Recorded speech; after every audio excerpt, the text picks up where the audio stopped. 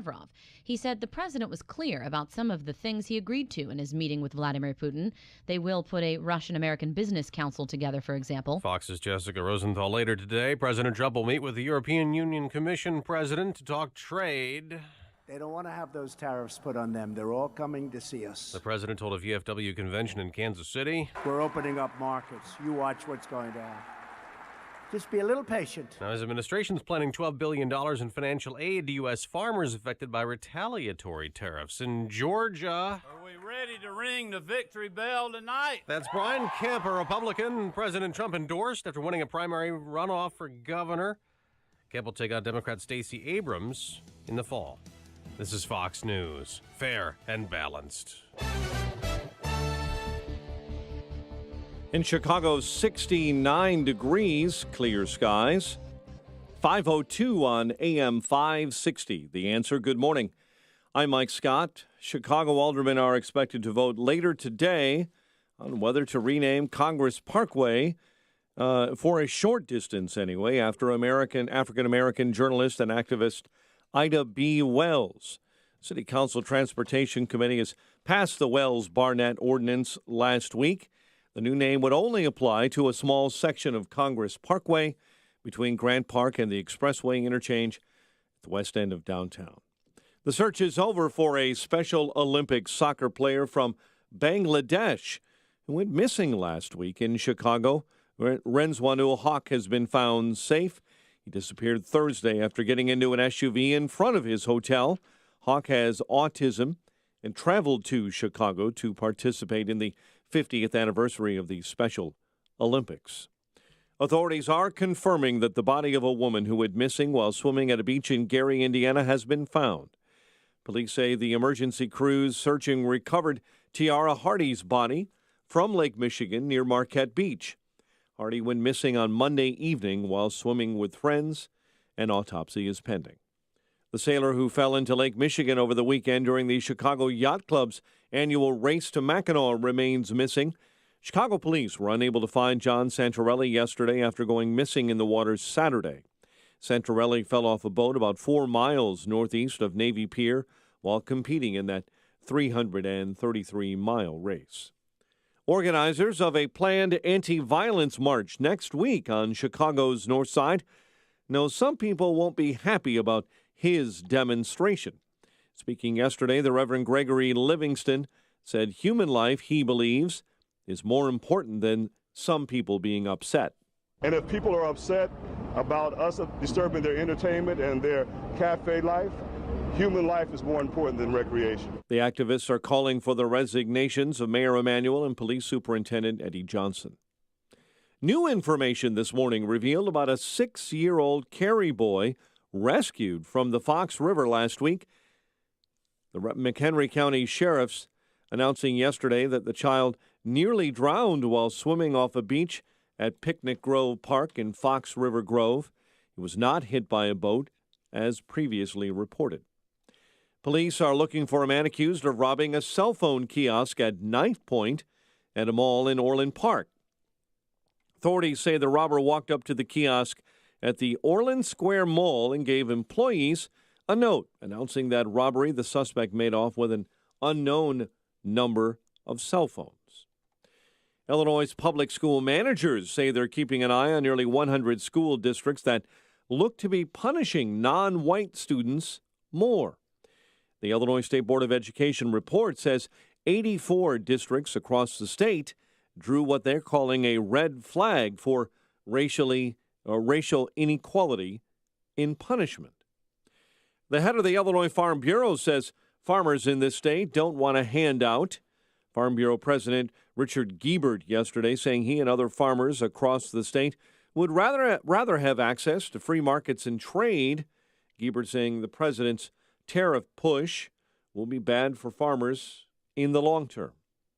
One of Illinois' third-party candidates for governor doesn't want the state to spend a dime on the Barack Obama Presidential Center. Sam McCann, who is running on the Conservative Party ticket last week, said he wants to put a freeze on money that the state of Illinois promised to the center in Chicago.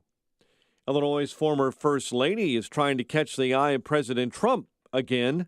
Patty Blagojevich penned an op-ed this week in the Washington Examiner that paints her husband, Rod's 2008 arrest in the same kind of light as the Russia probe currently surrounding the president. A 91-year-old mansion along Lake Michigan will be torn down. The site turned into parkland under a plan approved by the Evanston City Council. The council voting 5-3 this week in favor of demolishing the Harley Clark mansion. The deal calls for the private group Evanston Lighthouse Dunes to pay $500,000 for the cost of demolition, landscaping, and dune restoration. Opponents say it would be shameful to tear down the English Tudor-style building, argued the city should consider offers of help from other preservation groups. Chicago city leaders showing off their new underground pipeline in the Albany Park neighborhood. Well, it's not that exciting, even though Mayor Emanuel snipped the $70 million ribbon. It is designed, however, to make sure that flooding is alleviated during heavy rains. The Albany Park stormwater diversion tunnel yesterday will certainly have an impact on the lives of many homeowners in the area. Clay Buchholz pitched one-run ball into the seventh inning in his return from the disabled list as the Diamondbacks beat the Cubs 5-1 at Wrigley Field. Yoan Moncada 2-for-4 with a home run. White Sox over the Angels 4-2 in Anaheim. White Sox winning starter Carlos Rodon was locked in early. Yeah, I felt good. Felt good starting off and, tried to establish, the strike zone early. I remember walking Trout, but there's a 3-1 count. I didn't really want him to do any damage. Good hitter, man. Tough to pitch to. And, after that, we kind of fell in a groove and, worked through those middle innings. White Sox have won the first two of that four-game set. Bears continued training camp yesterday.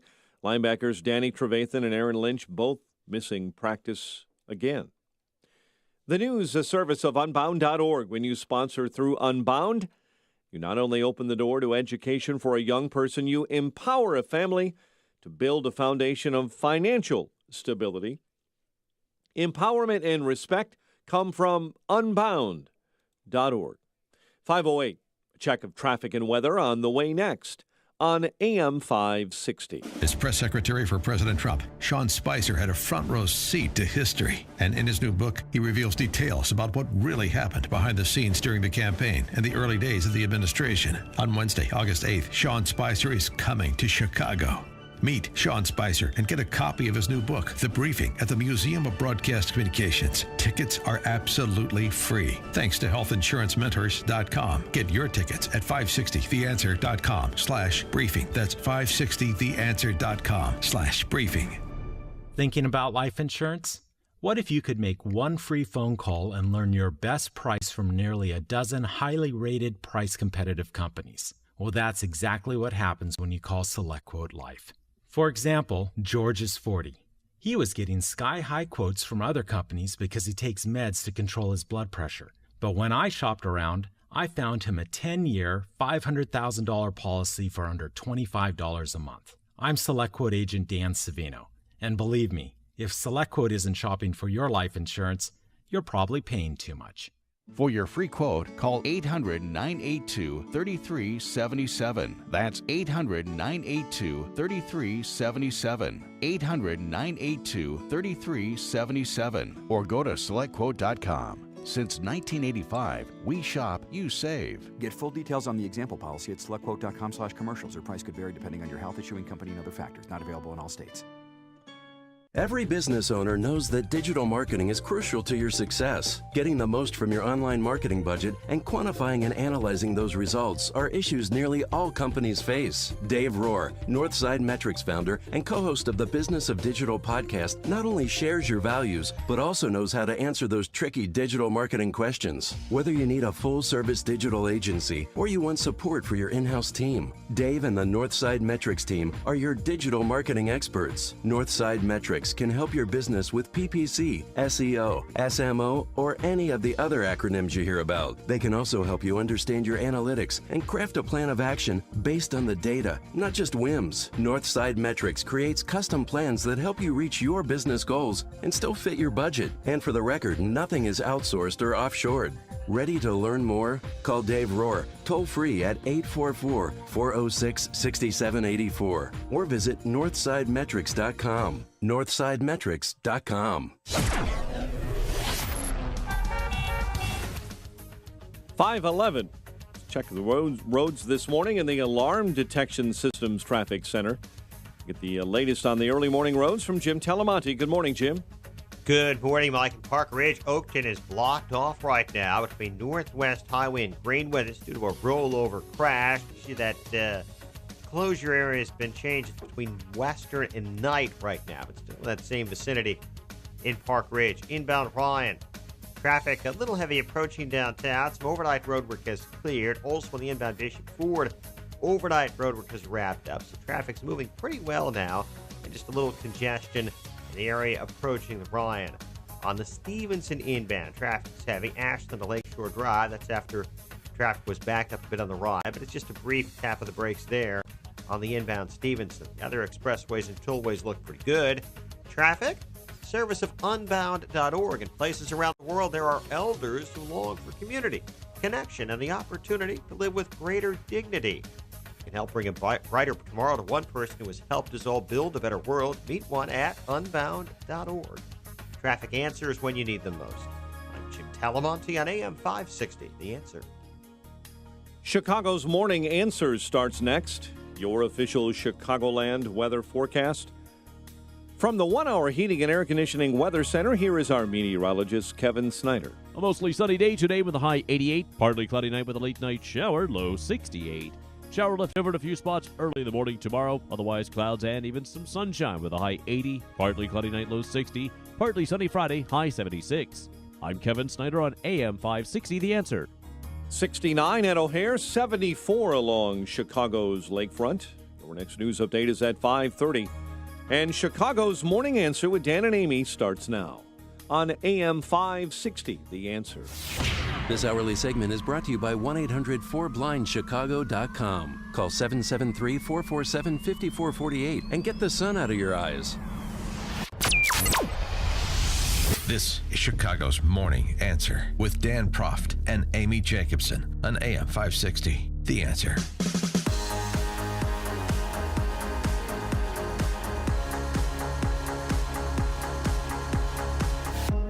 Good morning, Dan and Amy. So, more tapes to go through. There's always tapes to go through, it seems, with President Trump.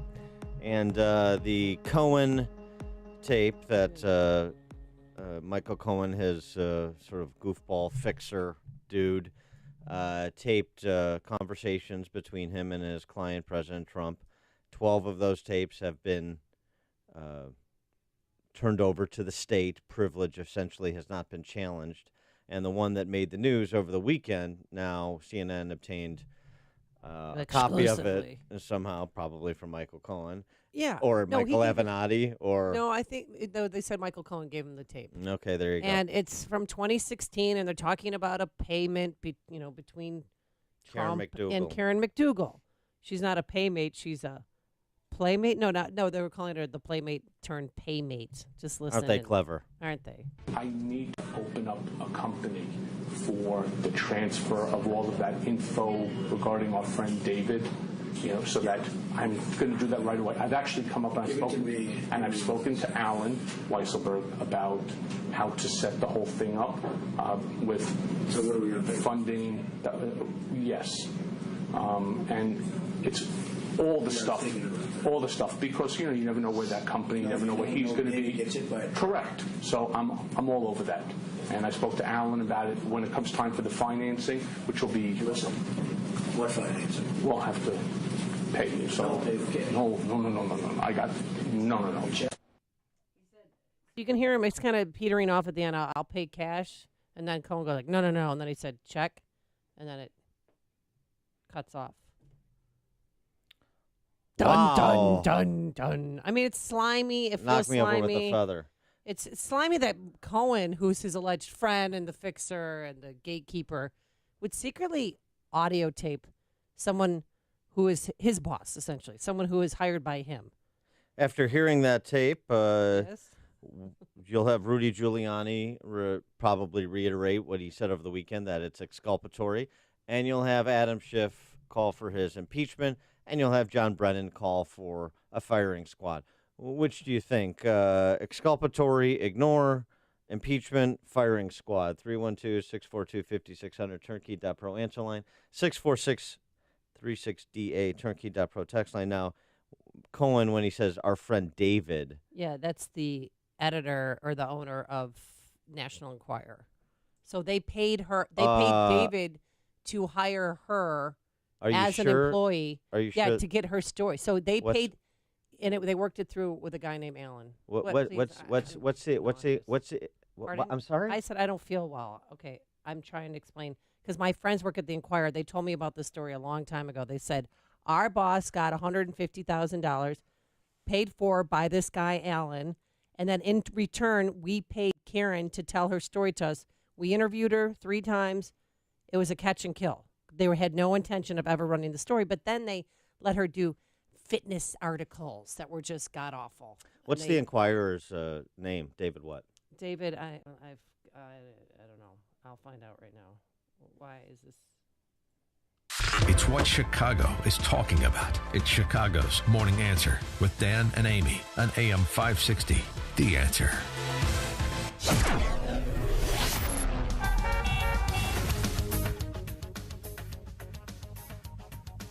Forecast today, sunny and warm, a high of 88. Tonight, showers late, a low of 69. And for tomorrow, we're going to have showers in spots. Otherwise, clouds and sunshine, a high of 80.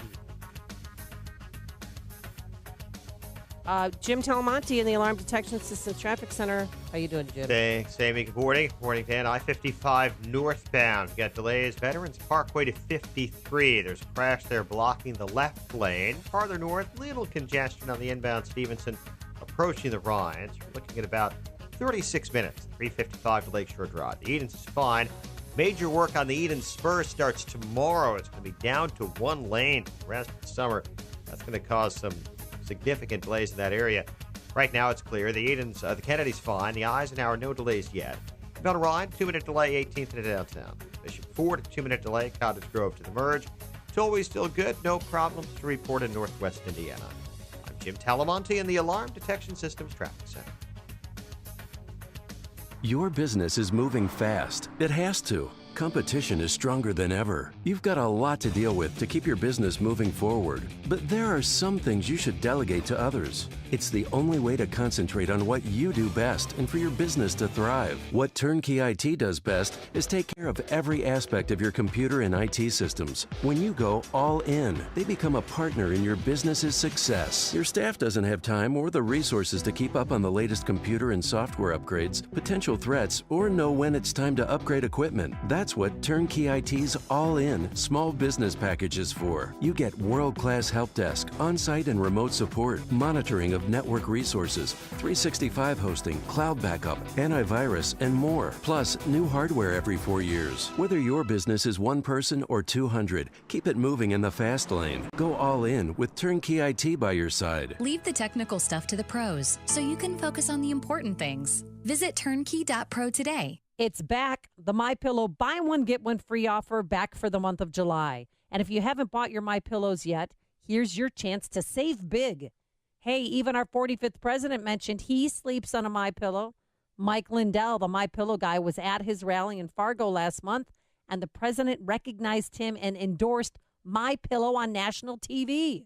I love that I can move the field to get the support I need regardless of my sleep position. I never wake up with a headache or a stiff neck. MyPillow is made in America, washable, dryable, hypoallergenic. It has a 10-year warranty plus a 60-day money-back guarantee. Go online or call now for this BOGO deal and others, including 30% off everything else, including the MyPillow mattress toppers, as well as the pet beds, sheets, and more. Call 800-489-0201, promo code Amy, or visit MyPillow.com. That's 800-489-0201. Promo code Amy. AM 560, The Answer. Good morning, Dan and Amy. In other news, President Trump yesterday, Trump administration announcing $12 billion in aid to farmers who've been hurt by the trade war that he has sparked. $12 million in emergency relief for farmers. So President Trump engages in this trade war. Obviously, there are winners and losers because that's what mercantilism produces, government-directed winners and losers by imposing taxation on some to the benefit of others. And so now he's hammering farmers, hurting them economically, and then he's going to take other people's money to subsidize them to minimize the damage. Well, this is sort of this endless cycle, which is why you don't want government in the business of picking winners and losers. So what about that? Those who were defending tariffs, taxes, as the means to level the playing field, as a tactic to get us to a lower tariff or zero tariff environment. How is that going? 312-642-5600, turnkey.pro answer line, 64636DA, turnkey.pro text line. They need markets and opportunities, not handouts. And farmers, and this one farmer that was profiled last night, his name's Dan Bartek, he's sick of what's ahead. We need these tariffs to end sooner rather than later. The longer this goes on, it just makes it that much harder for us. Costs on our end seem to be going up all the time. And they're afraid they're going to lose their farm. What about steel users as opposed to steel producers across the economy? Should they be subsidized as well, all the way down the supply chain? It's weird. And it's in September when they're going to hand out or give out these handouts right before the midterm elections. If this was the left doing it, we would be howling. Yeah. I am howling. I don't care that it's Trump doing it. Are you, the Trump supporter, are you getting impatient with the trade war that Trump has instigated? 312-642-5600, turnkey.pro answer line, 64636DA, turnkey.pro text line. It doesn't have to be this way. This doesn't have to be the approach. Good piece in the Wall Street Journal from former executive for Caterpillar. Zero tariffs, there is a precedent, and the precedent is 30 years ago when the CEO of Caterpillar at the time, George Schaefer, made a proposal to the U.S. trade rep. Tariffs on Caterpillar-type products are generally 2 to 2.5% in the United States, 4 to 10% in other developed countries, and more than 15% in most developing countries. Schaefer's remedy: to correct these inequities, we would propose that tariffs on earth-moving construction and material handling machinery and engines be completely eliminated worldwide. You should know that in some markets and with some products, tariffs actually produce immediate benefit to Caterpillar. But in the long run, we're confident our employees, customers, and investors are best served when we're allowed to compete in a totally open market. There it was. John Deere jumped on the bandwagon. International Paper was added. And the Zero Tariff Coalition was organized by Caterpillar. By the time the back in the day, GATT, the precursor to WTO, was concluded in 94, the Zero for Zero list included pharmaceuticals, steels, toys, beer, distilled spirits, furniture, medical and mining equipment. It never obviously came to pass, right. But it's an approach that could have been taken and championed by President Trump. Well, he told people, he was at the VFW speaking in Kansas City yesterday, and told farmers to basically be patient. The farmers will be the biggest beneficiary. Watch. We're opening up markets. You watch what's going to happen. Just be a little patient. And how farmers apply and receive the money, those details are still being worked out. But they don't want it to come to this. That's the problem. Well, it doesn't have to be like this. Yeah, I mean, perhaps, obviously, farm subsidies has always been a political football. We talk about, ethanol being the third rail of politics in Iowa every 4 years in advance of the Iowa caucus. Trump going to be in Illinois tomorrow, in Granite City, for that U.S. Steel mill that's reopening. And then he's off to Dubuque, Iowa, where that's going to be, I don't know what kind of reception he's going to receive. Well, with the subsidies, it probably dulls the blade, but it shouldn't, because he's doing this wrong. Farmers don't like handouts. The only good news from the tariffs is that newsprint tariffs could speed up the death of U.S. newspapers. Neiman Lab, the tariffs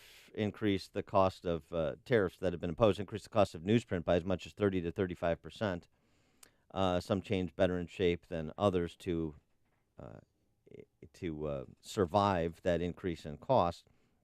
But for example, the Pittsburgh Post-Gazette is going to reduce its printing days from 7 to 5 next month. The Nevada Appeal in Carson City moves from 7 to just 2 days, and other newspapers are cutting their frequency of print products as well. Now, this is happening anyway, so the story is expediting, and I'm, of course, tongue-in-cheek. I'm not saying newspapers should go away. I don't want newspapers to go away, just many of the employees of those newspapers, a la the Daily News. But this against the backdrop of an economy that's doing well, U.S. manufacturing, much to the contrary of the conventional wisdom about the death of manufacturing in this country.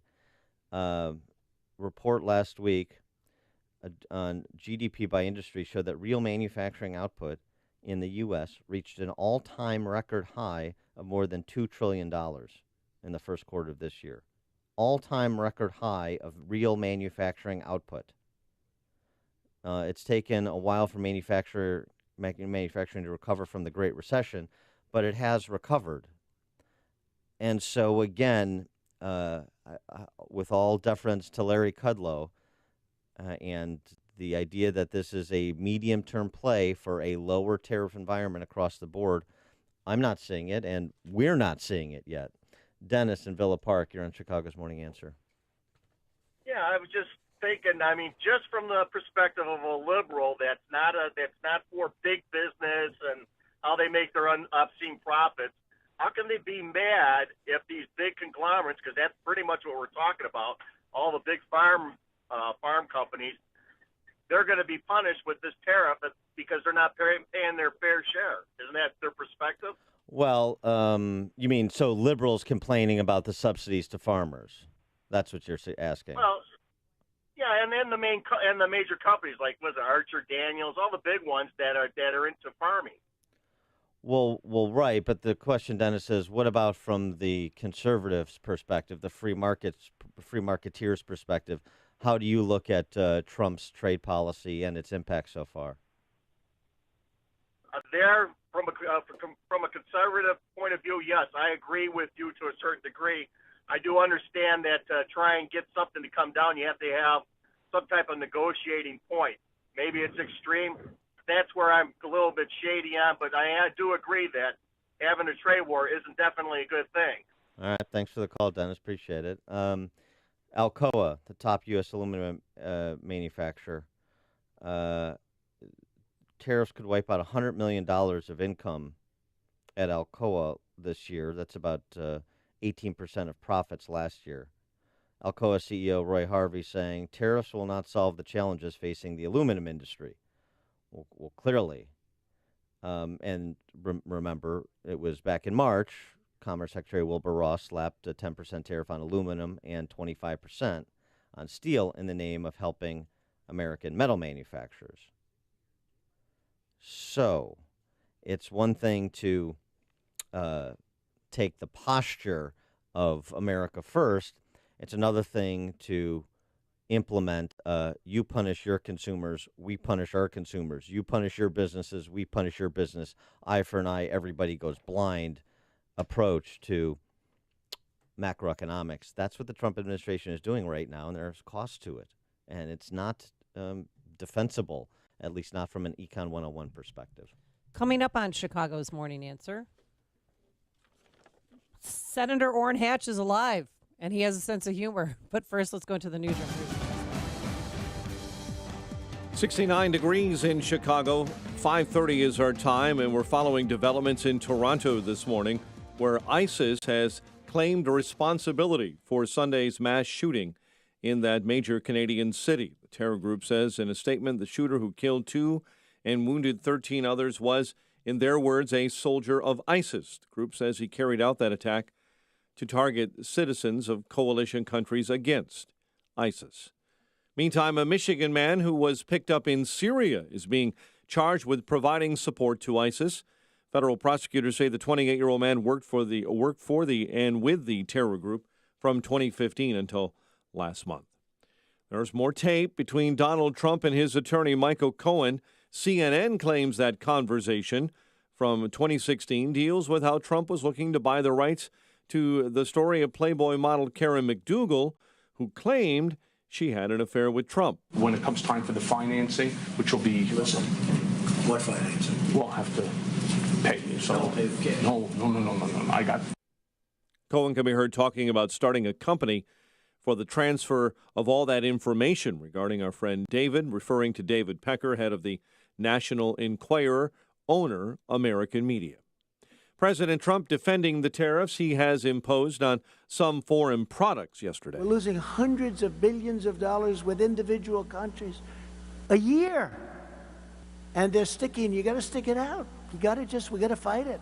During VFW convention hours in Kansas City yesterday, the president addressed visitors, asking those who were attending and being hurt by the tariffs to be a little patient. Parts of Yosemite National Park this morning are closing because of the deadly Ferguson fire. The shutdown includes hotels, campgrounds, and visitor service areas. Well, you can throw away those lottery tickets. A winning Mega Millions ticket was sold in Northern California. California Lottery says the lucky ticket for last night's Mega Millions drawing was sold at a liquor store in San Jose. Jackpot about $522 million. Fifth largest Mega Millions jackpot ever, and if the lump sum is taken, it'll be about $300 million. In other news we're following this morning, authorities have confirmed the body of a woman who went missing while swimming at a beach in Gary has been found. Search is over for a Special Olympics soccer player from Bangladesh who went missing last week. Police say he's been found safe. Illinois public school managers say they're keeping an eye on 100 districts across the state that look to be punishing non-white students more. And folk singer Steve Goodman, born in 1948, passed away at the age of 36, was born on this date in 1948. He graduated from Maine East High School in Park Ridge, and here's a news quiz for you. He graduated in 1965, where he was a classmate of what famous politician? Chicago sports? We'll have the answer in a moment. The Diamondbacks beat the Cubs 5-1. White Sox over the Angels 4-2 in Anaheim, and the Bears are continuing training camp. The news service of Unbound.org. Right now there's a girl in India who has dreams bigger than her village. Right now there's an elder in Guatemala who dreams of life of greater dignity and less loneliness. You can help change the future of one person in a single moment. Begin the change at Unbound.org. Check of traffic and weather on the way next on AM 560. Mike Gallagher wants to see the proof that Russian hacking actually influenced the election. I get it. If you're miserable about the Trump presidency, you sit around and you say, if only. Did anything Russia did help Hillary get defeated? Now prove it. Show me a vote that was changed because of Russia. And then what are we going to do about it? You going to undo the election? The Mike Gallagher Show. Weekdays at 9, right before Dennis Prager at 11 on AM 560. The Answer. This hourly segment is brought to you by Papa Nicholas Coffee. Papa Nicholas Coffee, a family tradition since 1897. Tired of working dead-end jobs, getting laid off time and time again? Consider the growing healthcare field. Change your future now. TTI Medical Training can help you. TTI Medical Training offers in-demand healthcare training programs so you can enter the growing healthcare field. They offer courses to become a certified nursing assistant, medical assistant, patient care technician, dialysis technician, and other rewarding healthcare careers. All TTI Medical Training programs lead to certification, and that's the key to getting a job in the healthcare field. Healthcare employers desperately need certified healthcare techs. TTI offers short-term programs that you can complete in less than 9 months. You can start your healthcare career right after graduation. They have 2 locations in Chicagoland and flexible class schedules to fit any schedule. Call now, 773-774-2222, and begin healthcare training today. Or learn more online at ttimedicalschool.com. That's 773-774-2222 or online at ttimedicalschool.com. Message and data rates may apply. Please do not text and drive. Ever wonder why Europeans seem to speak so many languages? Maybe it's because they use Babbel, the #1 selling language learning app in Europe. Babbel's award-winning technology gets you speaking right away, whether you're learning Spanish, French, or German. And best of all, you'll remember what you've learned. I always thought I was bad at languages, but after using Babbel, I can tell you I was just taught the wrong way. Using Babbel's 10 to 15-minute lessons, you can be speaking confidently in your new language within weeks. I was amazed that I could start having real-life conversations right away. It was so fast. Now I'm speaking Spanish. Woohoo! No wonder Babbel is the #1 selling language learning app in Europe. Try it for yourself and see why Babbel is the quick way to get conversational in a new language, like Spanish, French, or more. You can try Babbel for free. Download the app or text LISTEN to 484848. Text LISTEN to 484848 to try Babbel for free. That's LISTEN to 484848. 5:36 on AM 560. Time for a dry basement and a healthy home. Time to call Permaseal. 800-421-SEAL. All right, Jim Talamonte, news quiz time. At the age of 36, Steve Goodman died. We're celebrating his birthday today. He would have been 70. He graduated in 1965 from Maine East High School and was a classmate of what famous politician? Well, if I'd have to guess, I'd have to say Hillary Clinton. Boy, he knocked that one right out of the park. You saw that coming a mile away. That's true. That's exactly right.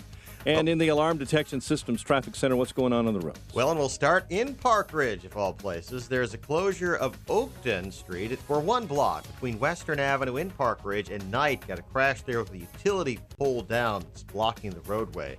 Aiden's Expressway is fine at the moment. Kennedy 2, and about Eisenhower, a little sluggish. Manheim to 25th. 30 minutes, 390 to downtown. Outbound fine at 29. Stevenson, 40 minutes, 355 to Lakeshore Drive. Outbound still clear. Ryan, 22 minutes, 95th to downtown. Bishop Ford, 24 minutes, 8094 to the merge. Traffic, Service of Mothers Against Drunk Driving, supporting victims of drunk driving, drugged driving, and underage drinking at no charge. You call their 24-hour victim helpline, 877-MAD-HELP. Visit mad.org. That's MADD.org. Traffic answers when you need them most. Jim Talamonte, AM 560, The Answer. Chicago's Morning Answer continues next. Your official Chicagoland weather forecast from the 1-hour heating and air conditioning weather center. Sunny and warm, high of 88 today. Currently 69 at O'Hare, 74 along the lakefront, 71 at Midway. Your next news update is at 6. Chicago's Morning Answer with Dan and Amy continues next on AM 560, The Answer. This hourly segment is brought to you by Grow My Retirement with Bill Geiger of Geiger Wealth. Tune in Saturday afternoons at 2 for Grow My Retirement with Bill Geiger of Geiger Wealth. Let freedom ring this afternoon at 2 with Sean Hannity, right before Joe Walsh at 5 on AM 560, The Answer. Good morning, Dan and Amy. More moderate voices in the Democrat Party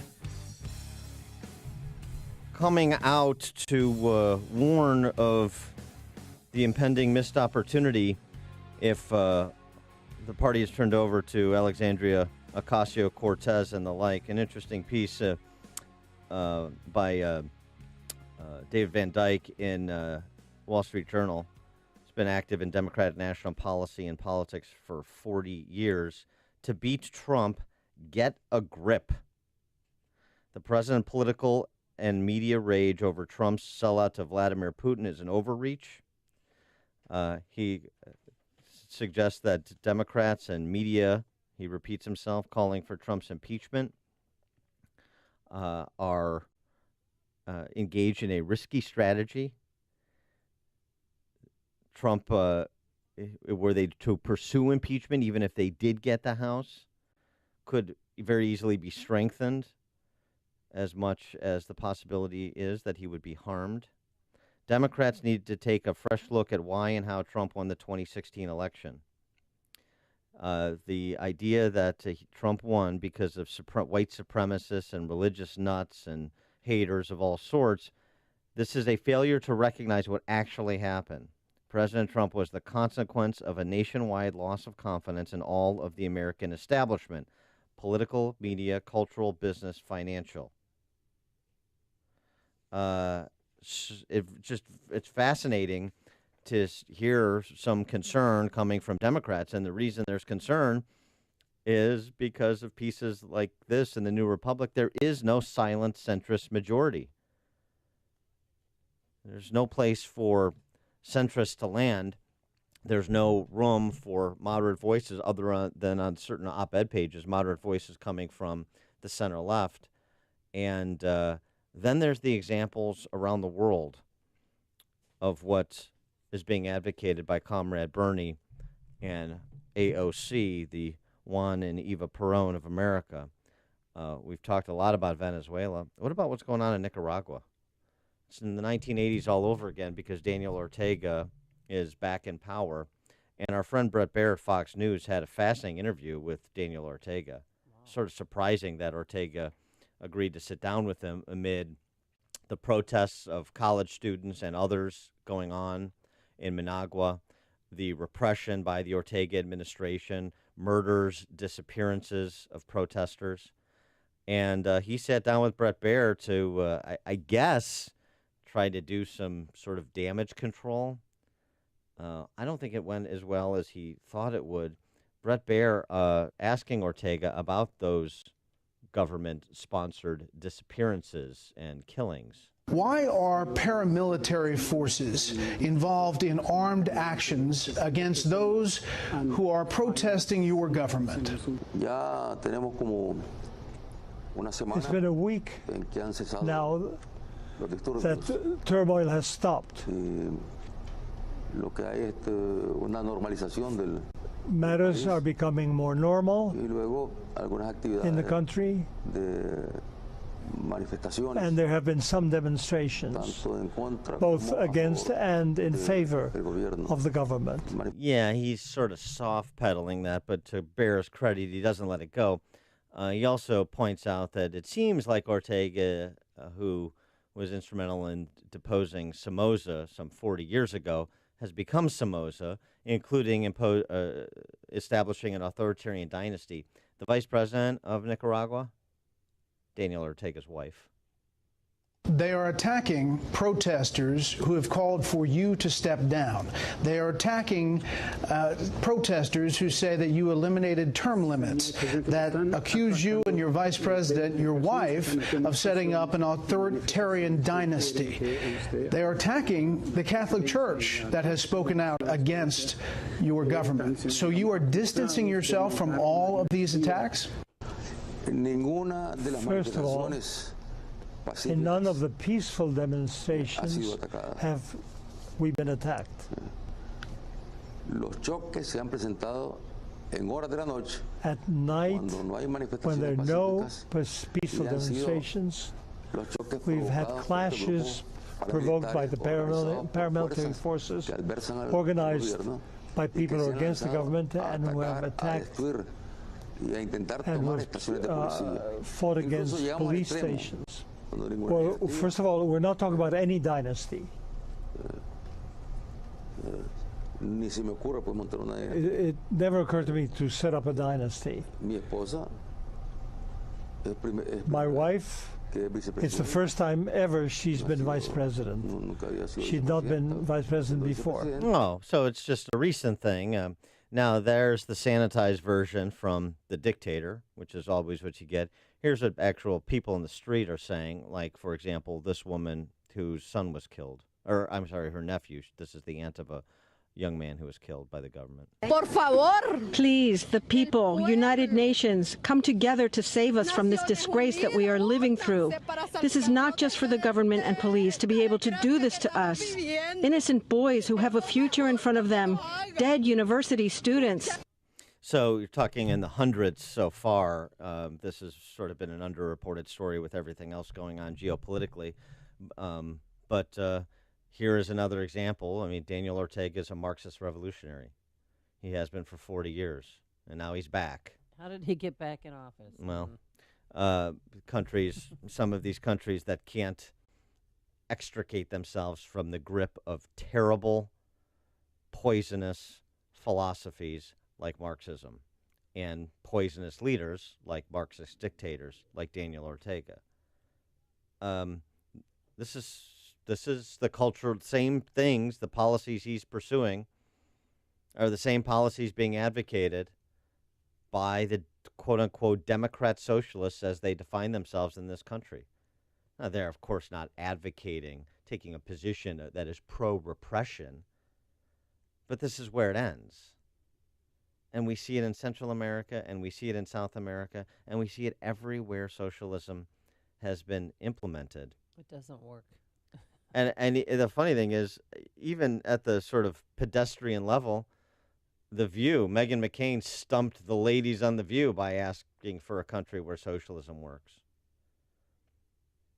I mean, the cultural Marxists who decry Trump as the authoritarian, they're defending a philosophy, gospel of ignorance, creed of envy, and all of that, and that produces nothing but strongmen, has for 100 years, and destroys countries. Cuba, with communism, socialism in a hurry. Nicaragua, Venezuela, just in our hemisphere. And nobody takes note of this on the left. They still believe in this utopian pablum coming from the likes of a bartender from the Bronx. She's a year out. I know, and she's a Boston University grad. Ooh. Shame on Boston University. You've made the switch, and it feels so good. You switched to Chicago's Morning Answer on AM 560. The Answer. A repeat of yesterday, mostly sunny skies. It's going to be warm, a high of 88 degrees. Tonight, showers possible in spots, a low of 68. And for tomorrow, shower in spots early in the morning, otherwise clouds and some sun, a high of 80 degrees. And by Friday, we're going to dip into the 70s. Let's get into the Alarm Detection Systems Traffic Center. Hello, Jim Telemonte. Good morning, Amy. Good morning, Dan. Eisenhower inbound. Traffic's heavy from Manheim to 25th, then from Damon to the Burns Circle. 32 minutes, 390 to downtown. Outbound fine at 29. No delays yet on the Edens of Kennedy. Stevenson inbound, heavy 355 to Lamont Road. Harlem to Keds, 42 minutes, 355 to Lakeshore Drive. On Ryan, delays start around 35th. 24 minutes, 95th to downtown. I-57's clear. Bishop Ford, 28 minutes, 80-94 to the merge. Tollways are okay at the moment. Park Ridge, Oakton is blocked for one block between Western and Knight due to a crash. I'm Jim Telemonte in the Alarm Detection Systems Traffic Center. The rapid evolution of technology and industrial robotic automation systems offers a multitude of solutions that give manufacturers a competitive advantage, from ergonomics, quality control, and the need to meet increased production goals while improving the lives of everybody on the factory floor. Industrial robotic automation can mean increased profitability and higher quality jobs. Matrix Industrial Automation has built a reputation as an industry leader in developing, building, and installing a wide range of turnkey robotic automation systems.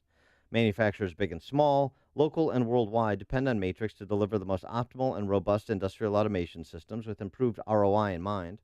Nearly 2 decades of experience and hundreds of installed systems is why Matrix Industrial Automation, headquartered in Bartlett, Illinois, are the industrial automation experts.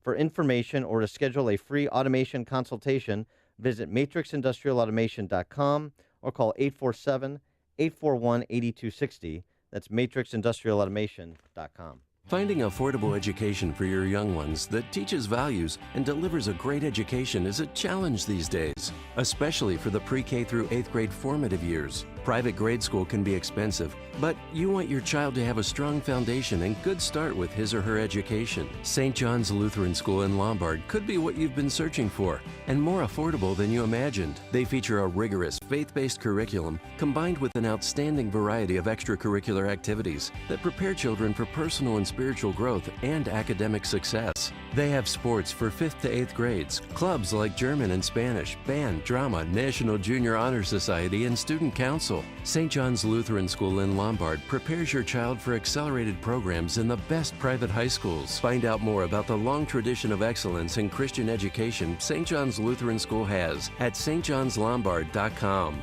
Request a tour, and for a limited time, get half off registration when you enroll your child. Go to stjohnslombard.com today. Risk mitigation is an important consideration that smart companies pay attention to in today's complicated business climate. Some of the greatest risks occur when your company hires new employees or when you execute new business financial relationships. When your company hires, leases, or conducts financial transactions, decisions are critical. That's why veteran-owned and operated Global Verification Network is a company you should know. Startups to Fortune 100s trust Global Verification Network, and so should you. They're a background screening and investigative services company dedicated to expert, timely, and affordable background screening services for employment, tenant screening, and business due diligence. Global Verification Network is headquartered in Chicagoland, a federally recognized veteran-owned small business, and never offshores data like many competitors. To request your company's risk analysis without obligation or cost, visit mygvn.com or call 877-695-1179 or online at mygvn.com. Global Verification Network, the risk mitigation experts, 877-695-1179. What do you hear? Most people just hear an engine. We hear a 6.2-liter Hemi V8 with a supercharger that accelerates so fast, it'll suck the air out of your lungs and knock you back in your seat like you're an astronaut in a rocket ship hurtling through the stratosphere. But then again, we're not most people. We're the Brotherhood of Muscle. Dodge. Domestic, not domesticated. Dodge is a registered trademark of FCA US LLC. Today, business happens here, and virtually anywhere. Because today, innovative companies are reinventing the way business happens. And they need people who can keep up. With the expertise and technology to get packages to over 150 million delivery points. So, who can help you deliver the future of commerce? The United States Postal Service. See why we deliver more e-commerce packages to homes than anyone at USPS.com/future. This is Dan Proft with 60 Seconds of Sanity for Upstream-Ideas.com. What a contrast, right? At the same time, President Trump was stumbling through his post-game presser with Putin, which necessitated a next-day contraction-retraction. Former President Obama was in South Africa treating the world to his soaring rhetoric, thereby reminding us how good we had it. That's the D.C. press corps' version of events. Unfortunately for Democrats, Obama's tawdry sentimentality and life's little instruction book maxims hold up about as well over time as do his policies. Obama got away with congenial disdain for the Bible and gun clingers, but his political progeny, not to mention his administration's apparatchiks, are not nearly as adroit. Obama's veiled invective is weak tea compared to his former CIA director's call for a firing squad. Obama's cliche-ridden claptrap lacks the appeal of Adam Schiff's Manchurian Candidate conspiracy theories or a Business Insider deep dive on bugging soccer balls. Obama served as a veneer for the left's ugliness. Trump has unleashed it and marginalized Obama as a political asset in the process. Now Trump leads the left's parade of horribles around by their pea hats in full public view. It's messy, and Trump is sloppy, but like the 1983 Chicago White Sox, Trump is winning ugly. Are you a roofer? Do you have a high school degree or GED, a valid driver's license, and can pass a pre-employment drug screening? Then listen up. You can improve your quality of life, earn excellent pay with benefits including paid health and medical insurance for you and your family, and on top of that, a safe and secure retirement account. Contact the Chicagoland Roofing Council at chicagoroofing.org. That's chicagoroofing.org. They're looking for additional roofers to join the team. When you join the team, you can improve the quality of your life for you and your family, get satisfaction of working hard and earning a good living, becoming a professional roofing technician in the Qualified Apprenticeship Training Program. You get great benefits and solid representation through Roofers Local 11 Union. If you're a roofer, join the ranks and become a skilled craftsman and a professional roofing technician. Call the CRC office today and get more information at 708-449-5266. And if you need a roof, you can find a Chicagoland Roofing Council professional contractor at chicagoroofing.org. The Daily Herald Business Ledger C-Suite Awards are this Thursday, July 26th, honoring the leadership, business, and civic contributors, business leaders that have made it to their organizations and to the suburban Chicago community. Register to attend the Daily Herald Business Ledger C-Suite Awards ceremony at the Northern Illinois University Naperville campus. Find out all the details at dhbusinessledger.com. That's dhbusinessledger.com. Thinking about life insurance?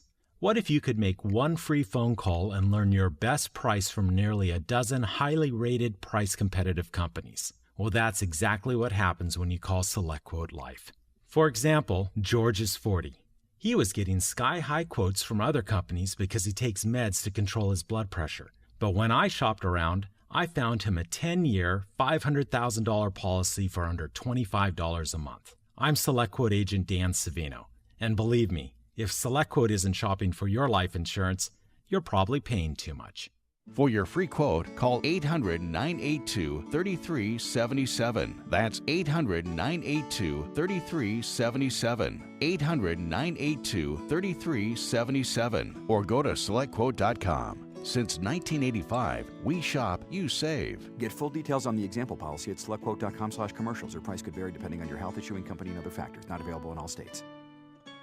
Remember this promise from Barack Obama? And if you already have health care, then we're going to reduce costs an average of $2,500 per family on premiums. The truth is, premiums in the individual under 65 market have more than doubled since the ACA exchanges opened in 2014, especially for the millions of Americans who do not qualify for subsidies. If you're healthy and do not need coverage for pre-existing conditions, premiums are much lower in the non-ACA health insurance market. These policies will keep you consistently insured all year long, and they include a nationwide PPO. And there's no one better to help you navigate the Obamacare maze than C. Stephen Tucker. He's a 20-year licensed broker who I know and trust, who's been educating listeners for more than 6 years. Steve, how can our listeners get in touch with you? Thanks, Dan. They can visit healthinsurancementors.com. That's healthinsurancementors.com. Or call me directly at 630-674-1551. That's 630-674-1551. 5:57. Let's get an update on the morning roads and the Alarm Detection Systems Traffic Center. Here is Jim Talamonte. Thanks, Mike. Kennedy inbound. Traffic's now heavy from 190 to Nagel. It's 23 minutes. O'Hare to downtown. Outbound 22 with a delay from Foster to Sayre. The Edens is fine. On Eisenhower, delays start at Wolf. 37 minutes, 390 to downtown. Outbound 30. Inbound Stevenson, slow 355 to Cass and Harlem to Kedzie. 48 minutes, 355 to Lakeshore Drive. Outbound 34. Inbound Ryan, 24 minutes, 95th to downtown. Bishop 428 minutes, 8094 to the merge. Northbound Tri-State has roadwork. O'Hare Oasis to Balmoral. Traffic service at Compassion International. You can't change the whole world. You can be part of the change of the world for a child living in poverty. Becoming a Compassion International child sponsor. You can choose a child to sponsor now at compassion.com/radio. Traffic answers when you need them most. I'm Jim Talamonte on AM 560, The Answer. Jim, thank you. Chicago's Morning Answer continues after a full update from Fox News and your official Chicagoland weather forecast. From the 1-hour heating and air conditioning weather center, here is our meteorologist, Kevin Snyder. Today, mostly sunny and warm, high 88. Tonight, partly cloudy with a shower late at night, low 68. A shower in spots early in the morning tomorrow, otherwise clouds and sunshine with a high 80. I'm Kevin Snyder on AM 560, The Answer. 69 at O'Hare, 74 and clear along the lakefront. The news, a service of the Crohn's and Colitis Foundation. You can help put an end to Crohn's disease and ulcerative colitis by joining the Team Challenge, Crohn's and Colitis Foundation's endurance training program. Run, walk, cycle, hike, or complete a triathlon and get closer to the ultimate finish line. Cures. Visit ccteamchallenge.org to learn more. 5:59. Here are the stories we're following on AM 560. The Answer. The search is over for a Special Olympics soccer player from Bangladesh who has been found safe. He went missing last week. A sailor who fell into Lake Michigan over the weekend during the annual race to Mackinac remains missing. New information revealed about a 6-year-old Cary boy rescued from the Fox River last week. One of Illinois' third-party candidates for governor does not want the state to spend any more money on the Barack Obama Presidential Center. We'll tell you who. Diamondbacks beat the Cubs 5-1. Yoan Moncada 2 for 4 with a home run. White Sox over the Angels 4-2 in Anaheim. More Dan and Amy after Fox. WIND Chicago News Time is 6 o'clock. A secret Trump tape now public. I'm Dave Anthony, Fox News. Recorded 2 months before the election, by the president's then attorney, Michael Cohen, discussing a possible payout over an alleged affair. Cohen's lawyer gave it to CNN last night. What financing? We'll have to pay you. So no. I got. So the debate now is over exactly what was said. Fox's Rachel Sutherland, live in Washington. Dave, President Trump's attorney Rudy Giuliani says he's had the recording enhanced and says then candidate Trump did not suggest paying cash for the rights to former Playboy model Karen McDougal's story of a 2006 affair. Don't pay with cash. Cohen then interrupts and says, no, I got it. And then you hear distinctly, if you're careful and you slow it down, check. Adam Schiff, the top Democrat on the House Intelligence Committee, tweeted cash or check. The whole point was to hide a campaign expenditure. Dave? Rachel, President Trump will meet with European Commission's president today, talking trade. These countries have been ripping us off for decades. It doesn't take a week. It takes a little longer. But we're going to get it done. The president's planning to give U.S. farmers $12 billion in financial aid after they've been hurt by retaliatory tariffs on American exports. But some of his fellow Republicans in Congress say that's not a long-term solution. A Republican the president endorsed, Brian Kemp, won a primary runoff for governor in Georgia. We don't need the radical left telling us how to live, worship, or raise our family. Kemp beat Lieutenant Governor Casey Cagle, who is backed by the NRA. He'll take on Democrat Stacey Abrams in November. In Pakistan, a suicide bombing hit a crowded polling station on Election Day, killing 31 people. Singer Demi Lovato said to be in stable condition in an L.A. hospital after a reported overdose a month after she released this song. Mama, I'm so sorry, I'm not sober anymore. This is Fox News, fair and balanced. As press secretary for President Trump, Sean Spicer had a front row seat to history. And in his new book, he reveals details about what really happened behind the scenes during the campaign and the early days of the administration. On Wednesday, August 8th, Sean Spicer is coming to Chicago. Meet Sean Spicer and get a copy of his new book, The Briefing, at the Museum of Broadcast Communications. Tickets are absolutely free. Thanks to healthinsurancementors.com. Get your tickets at 560theanswer.com/briefing. That's 560theanswer.com/briefing. It's the Ford Summer Sales Event. And now, while selection is best, it's the best time to buy. With amazing offers across a full lineup of Ford vehicles, now is the time to make summer go right with Ford, America's best-selling brand. Stop by a local Ford store or shop online at buyfordnow.com, because there is no better time than right now to get behind the wheel of a new Ford during the Ford Summer Sales Event.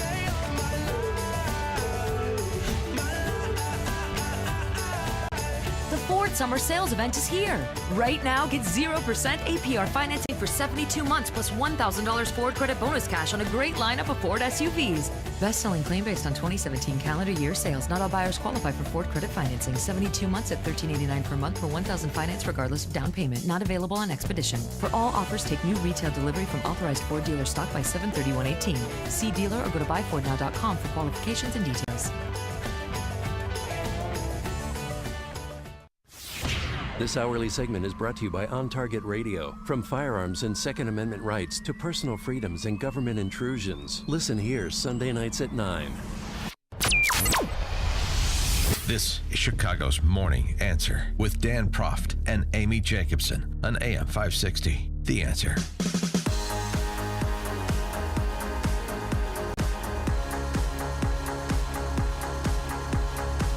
Good morning, Dan and Amy. The question: which are you willing to give up to stay in Illinois? 312-642-5600 turnkey.pro answer line. 64636DA turnkey.pro text line. Which are you willing to give up to stay in Illinois? Your job, your pension, or your home? Your job, your pension, or your home. One of those three things, at least, you will be forced to give up if you stay in this state and nothing changes with the political leadership and thus the policy choices. You will give up your home, effectively, its value. You will give up your pension, if you're in the public sector. You'll give up your job, regardless of what sector you're in, because employers aren't coming and employers aren't staying. Jobs are not being created here, and the job creators are fleeing like the place is on fire. Your job, your pension, your home. Which one of the three, and it may be more than one, but we'll just start with one. Which one of the three are you willing to give up to stay here? 312-642-5600, turnkey.pro answer line. 64636DA, turnkey.pro text line. We've done another property tax report updating Lake County property taxes. And we'll do the other Collar counties, report on those. Lake County, one of the highest effective property tax rates as a percentage of home value in the country. So we looked for the first 6 months of the year, community by community, at home sales and property tax data with respect to those home sales in all of the municipalities that comprise Lake County. Give you a story about what's happening. The Galito home in July 2005, Stephanie Galeotto. How about that? That's good. In July 2005, Stephanie Galeotto paid $219,000. That's $282 in today's dollars for a 3-bedroom, 2.5-bath home in Grays Lake. The home's 2005 property taxes were $5,300, round numbers. That's an effective rate of 2.4%. She sold her home just a few weeks ago, July 6th, $197,000. Her tax bill this year, $79.71, or about 4% of its sale value. She paid $282 in today's dollars in 2005. 13 years later, she sold it for $197. She took almost a $100,000 hit while paying 2.5% of home value and property taxes for those 13 years. The median effective rate in Grays Lake this year is among the highest in Lake County. It's also more than 4 times the national average, nearly twice the state average. Put it another way, $197,000 home in Indiana, the effective rate, property tax rate, percentage of home value, 0.89%. So the $197,000 home that Galeotto was paying $7,900 in property taxes for in Grays Lake, that would be $1,750 in Indiana. It's a huge difference. $6,000 compounded annually. I mean, with the rate. 65 Lake County communities we looked at. 4% or more of their home's value each year is the property tax rate. Homeowners in Zion pay the highest, and this is a, middle-income community, lower middle income. Yeah. Median sale price in Zion this year, homes that sold this year, $116,000. Effective property tax rate, 4.28, $5,000 property tax bill on a $116,000 home. That's just not fair. It's destruction. It's destruction of home. Highway robbery. This is what I'm saying. So that's a taking. Your home is being taken. So that's why I go back to the question. Which are you going to give up? Your home, your job, or your pension? One or more are going to be taken from you by the political class in this state. That is happening, and it will continue to happen. I don't know how much more information in concrete terms can be provided so that this penetrates people's consciousness. I mean, it does when you go to sell your home. I'm sure Stephanie Galeotto had a wake-up call.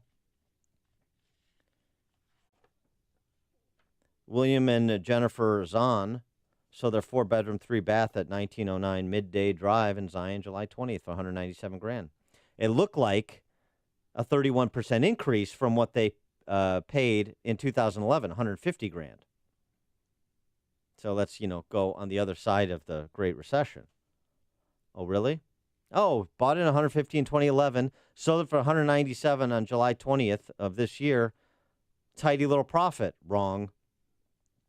It's $150,000 in 11 is really $168,000 in today's dollars. Property taxes that Zahn's paid over 7 years, $37,000. Their last bill being $6,500 and an effective rate of 4.3%. All told, they lost $9,000 on the deal. That's owning the home in the state for 6 years, 7 years. So they got nothing from their investment. Yeah, they lost money. It's a negative return. So, and you have homes in Zion that have become like homes on the west side or south side of Chicago. They are unsellable.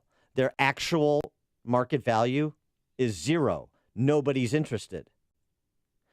3-bedroom, 1.5 bath, 3210 Bethel in Zion sold for $22,000 to an investor who's now just trying to rent it. So that's what's happening. The same thing in Chicago neighborhoods. You buy it for nothing and you just rent it out because there is no market for purchase. And it also freezes out people that are aspiring to home ownership, to laying down roots and then building equity and building wealth over the course of their working careers. Not available here. The previous owner of the home that sold for $22,000. $22,000, that's awful. She paid $133,000 for it in 2004, 14 years ago. $177,000 in today's dollars. $177,000 home in Zion in 2004 sold for $22,000 2 weeks ago. There are a lot of homes for sale in Zion. 182 sold. 182 properties sold in Zion. 220 in Grays Lake. 254 in Gurnee. 240 in Buffalo Grove in the first 6 months of this year. Zion is the worst in Lake County, 4.28%. But Volo, Haynesville, Grays Lake, all over 4%. Lakemore, Lake Villa, 3.6%. Lindenhurst, Beach Park, Third Lake, Round Lake Heights, Winthrop Harbor, Long Grove, Lincolnshire, all above 3%. This is 3 times national average.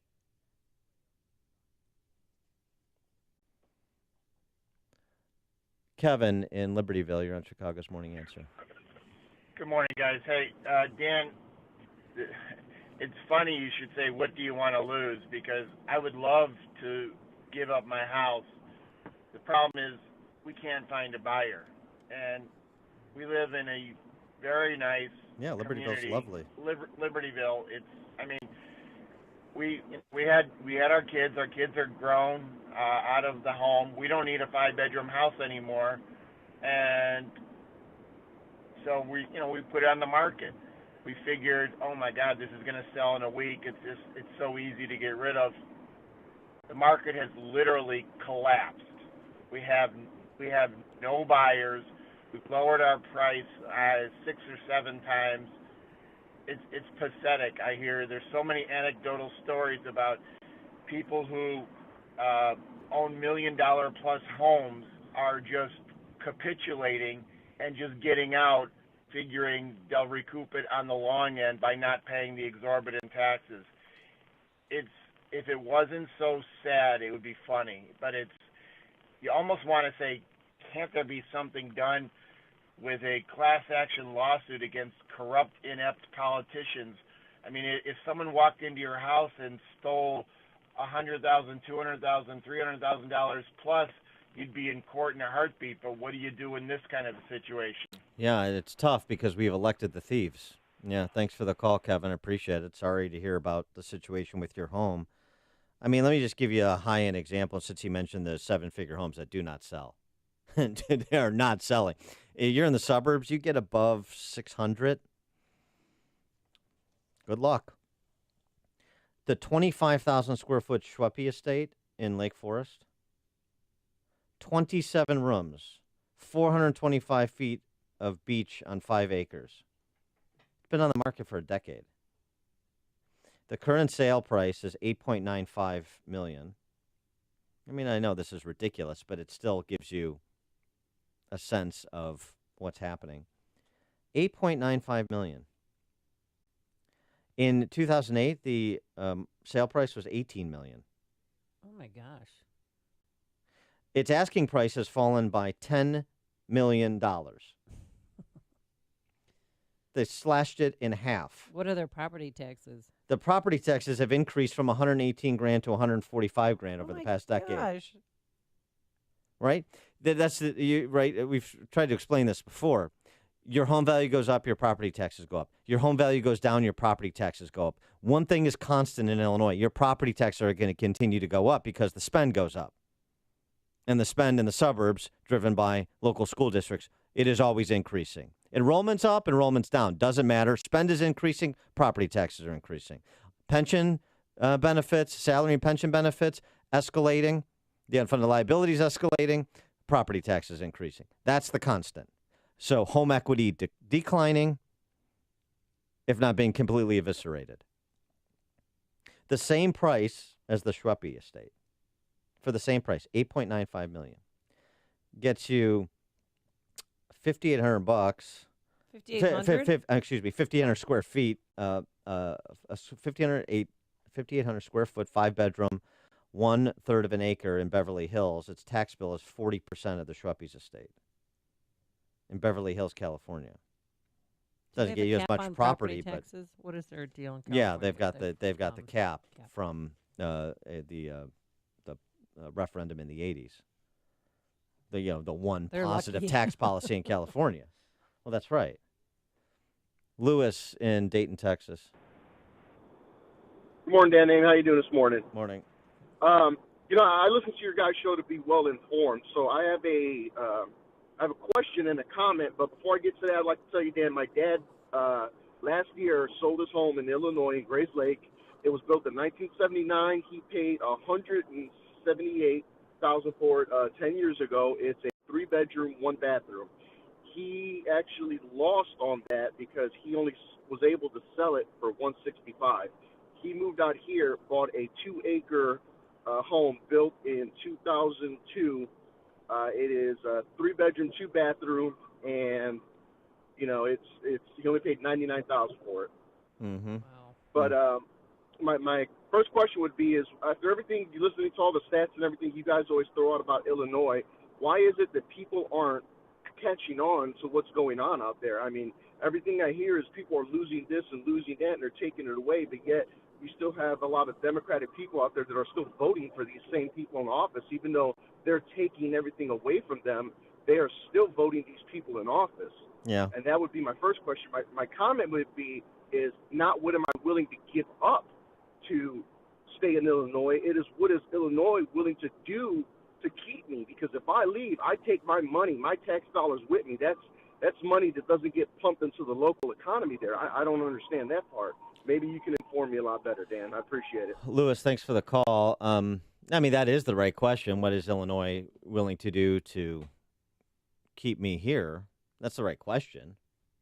That's what politicians should be asking themselves, but they're not. They don't care. Leave. Go ahead, leave. That's the attitude. Yeah, because they'll line their coffers and then they'll leave too eventually. Well, right. And also, when they retire. I mean, you leave, the productive people leave, as has been happening for 2 decades here, increasing in pace. And who's left? Champagne socialists that will take the financial hit in the name of cultural Marxism, and beneficiaries of transfer payments. That's it. There's no middle.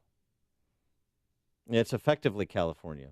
And the other reason that people continue to vote for Democrats is because the Republicans have been complicit in all of this and have no message on the topic either. What's the one-off talk intermittently about property tax caps from the likes of, a pathological liar like Ronner or these other longtime political hacks in charge of the Illinois Republican Party in the House and the Senate? Who's buying what they're selling to the extent they're selling anything? Nobody. Why would they?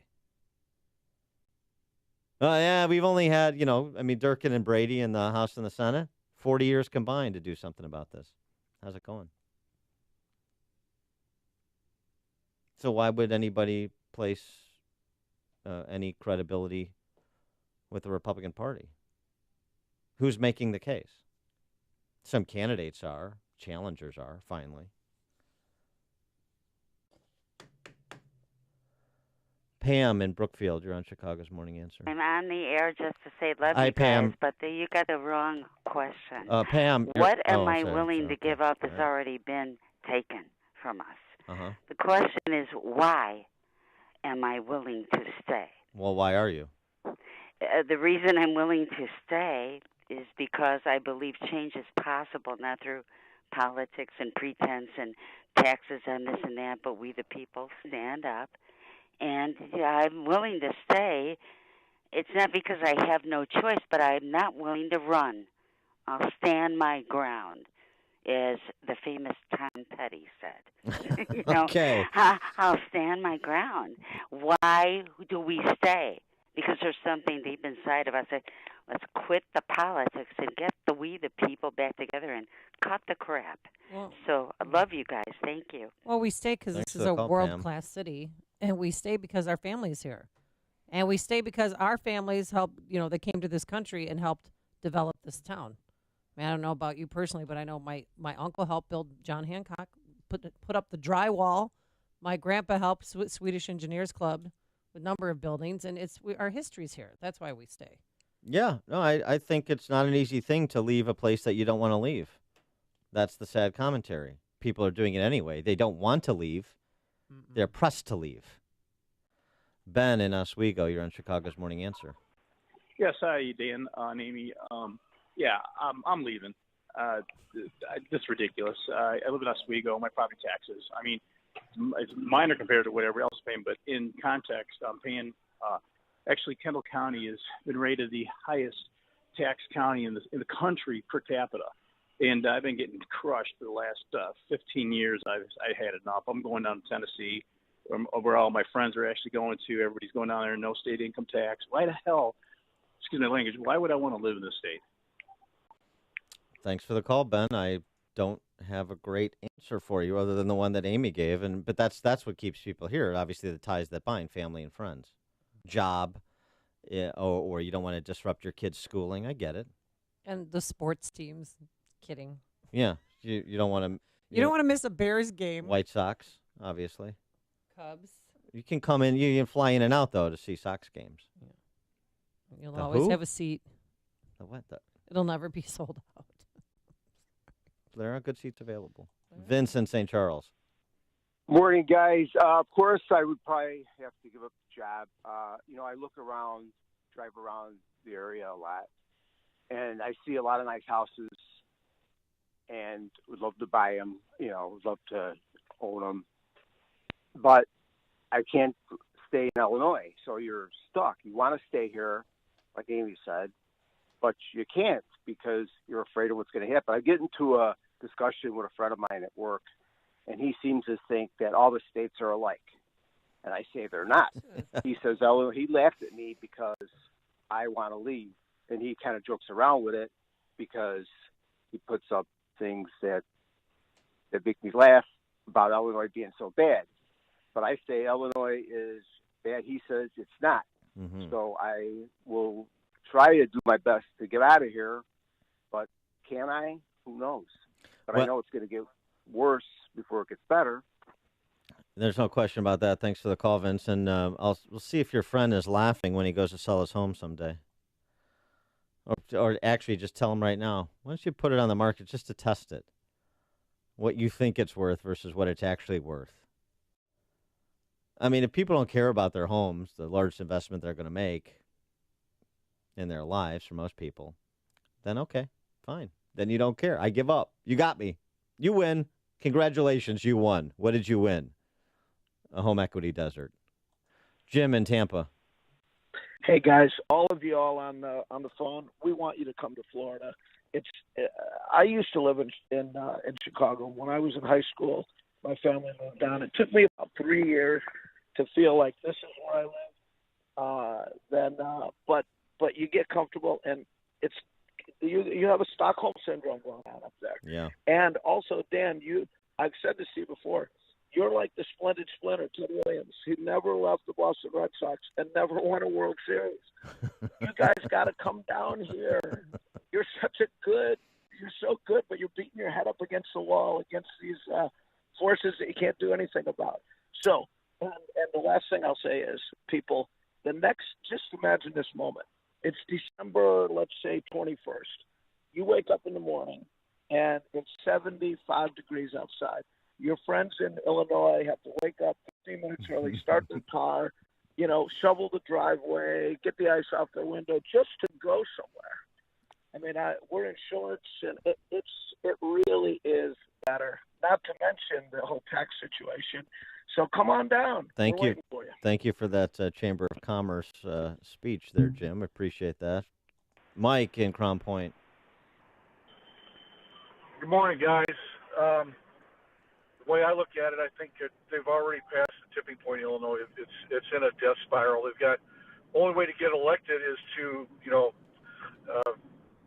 side with the people that are benefiting from the system, and so it's a situation where there's not much. We just have to wait for it to collapse. Unfortunately, I don't see any way out of it. Thanks, Mike.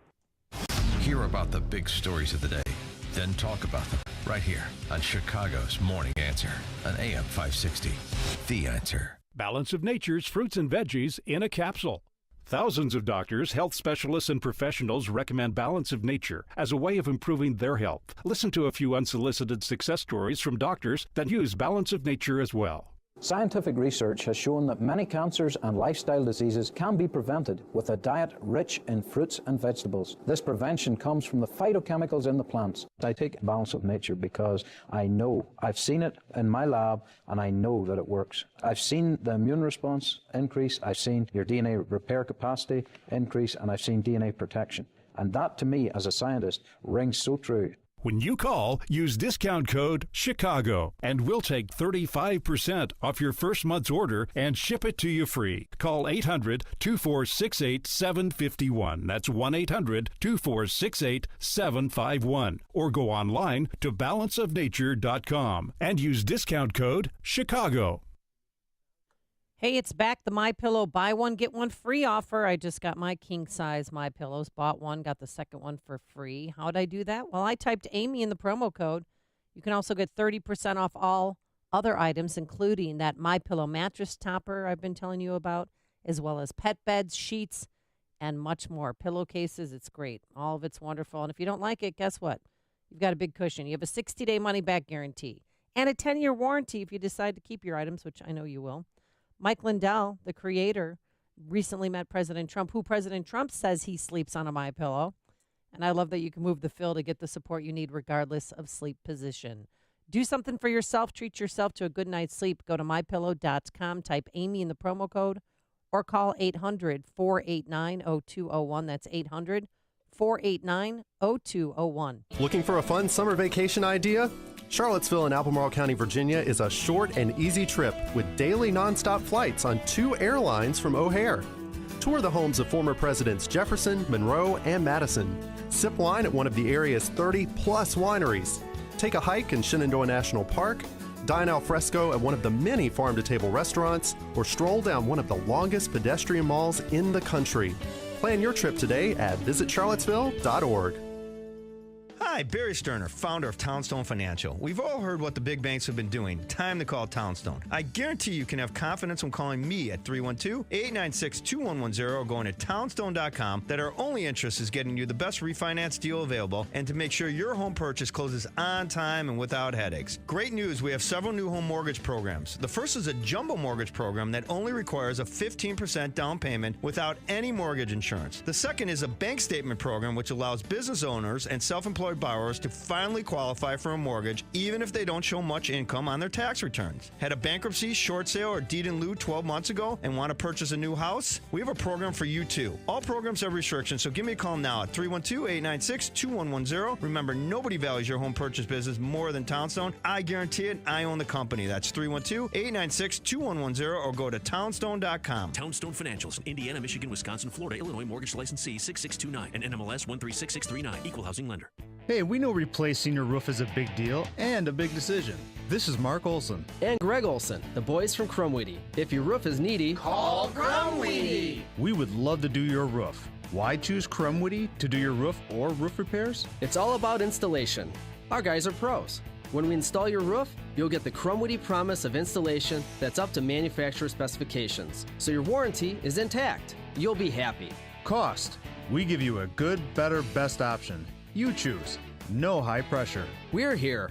We're a third-generation family business that was built on the same conservative values as you.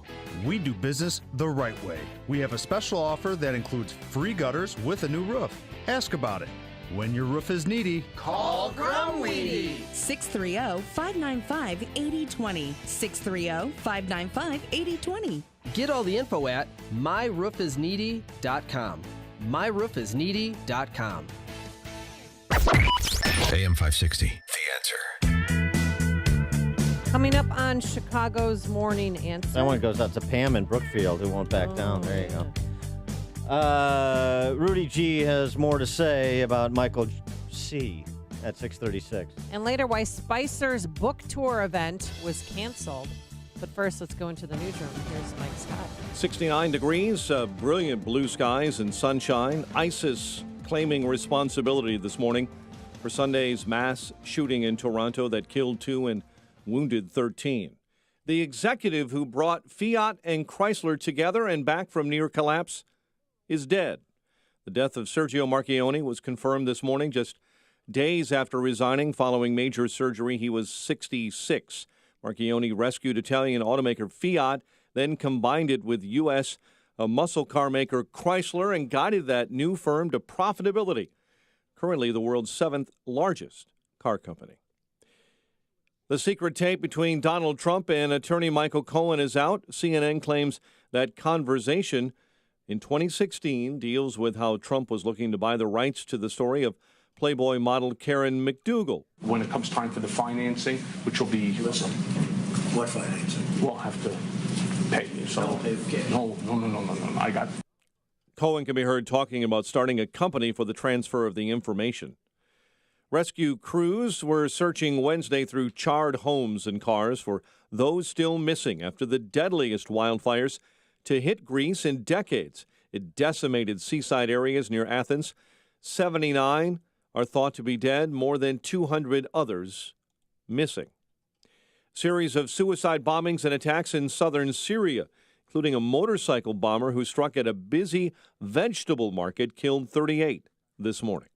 A suicide bomber struck outside a crowded polling station in Pakistan's southwest city of Quetta, killing 31 as Pakistanis cast ballots in a general election there.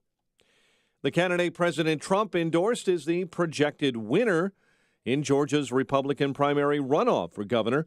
Georgia's Secretary of State Brian Kemp will be the GOP nominee running against Democrat Stacey Abrams.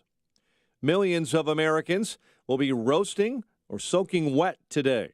Excessive heat warnings in the Southwest and the higher risk of wildfires there, and rain continues to pound the East Coast from an Atlantic storm. Someone in California, $522 million richer before taxes. There's a winner in last night's Mega Millions drawing, and the lucky ticket was sold in San Jose. Well, you may remember this from your years of reading as a youngster. It's the annual Chincoteague Pony Swim today. We'll start in a matter of minutes. In spite of heavy rains in the forecast, it is the 93rd year for that coastal Virginia event. Chicago aldermen are expected to vote later today on whether to rename a small portion of Congress Parkway for African-American journalist and activist Ida B. Wells. Authorities are confirming the body of a woman that went missing while swimming at a beach in Gary, Indiana, has been found. Tiara Hardy's body was found off Marquette Beach. One of Illinois' third-party candidates for governor doesn't want the state to spend any more money on the Barack Obama Presidential Center. Sam McCann says he wants to freeze any state money that the state of Illinois promised to the center in Chicago. Diamondbacks beat the Cubs 5-1 at Wrigley. White Sox over the Angels 4-2. Bears continue training camp in the Sky in Phoenix this morning. The news service of the Positive Coaching Alliance. Got issues with youth or high school sports? Positive Coaching Alliance can help. PCA, a national nonprofit, offers more than 1,000 free online resources for youth and high school sports. Coaches, students, and administrators visit PCADevZone.org. 6:34 is our time. We'll have a check of traffic and weather on the way next on AM 560. Dennis Prager finds the left exaggerates science. The left lies about so many things that at a given point, I simply believe that they're crying wolf. Everything's an existential threat. The left uses science to promote its agendas, and that they get scared unbelievably easily. The Dennis Prager Show. Weekdays at 11, right before Sean Hannity at 2 on AM 560.